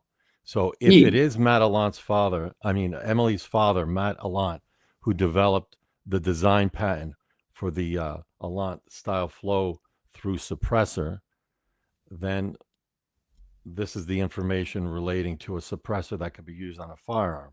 It's not commercially available. I just found it interesting. And he has a military background and he done nothing wrong. There's no involvement in any type of wrongdoing on his part or Emily's for that matter. But just wanted to clear that up in case there was any misunderstanding. Just a lot of coincidences and Yes. people. Yeah. Okay, so yes, Bubbly, if you want, I can send you this as well. Yeah, I can send you this for sure. I'll actually quickly send it to you and then that's Thank you, what I'm everyone. saying. Thank you, Bubbly. Wow. But yeah, thank you so much, Bubbly. And everyone watching. I missed any of you. Yeah. Not being Thank you. Thank you, Wendy, for being a great host. And Thank as you, Big always, your Amish. I questions. appreciate you. I appreciate all of you for watching. And yeah, we'll be back soon. I hope you all have a good weekend. Bye-bye. Bye-bye.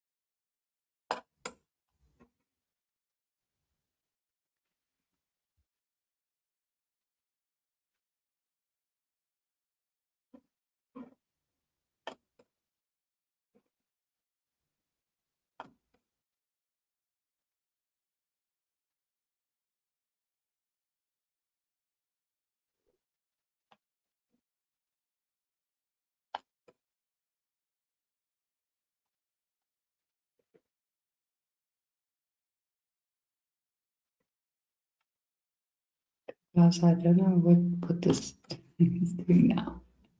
Sorry.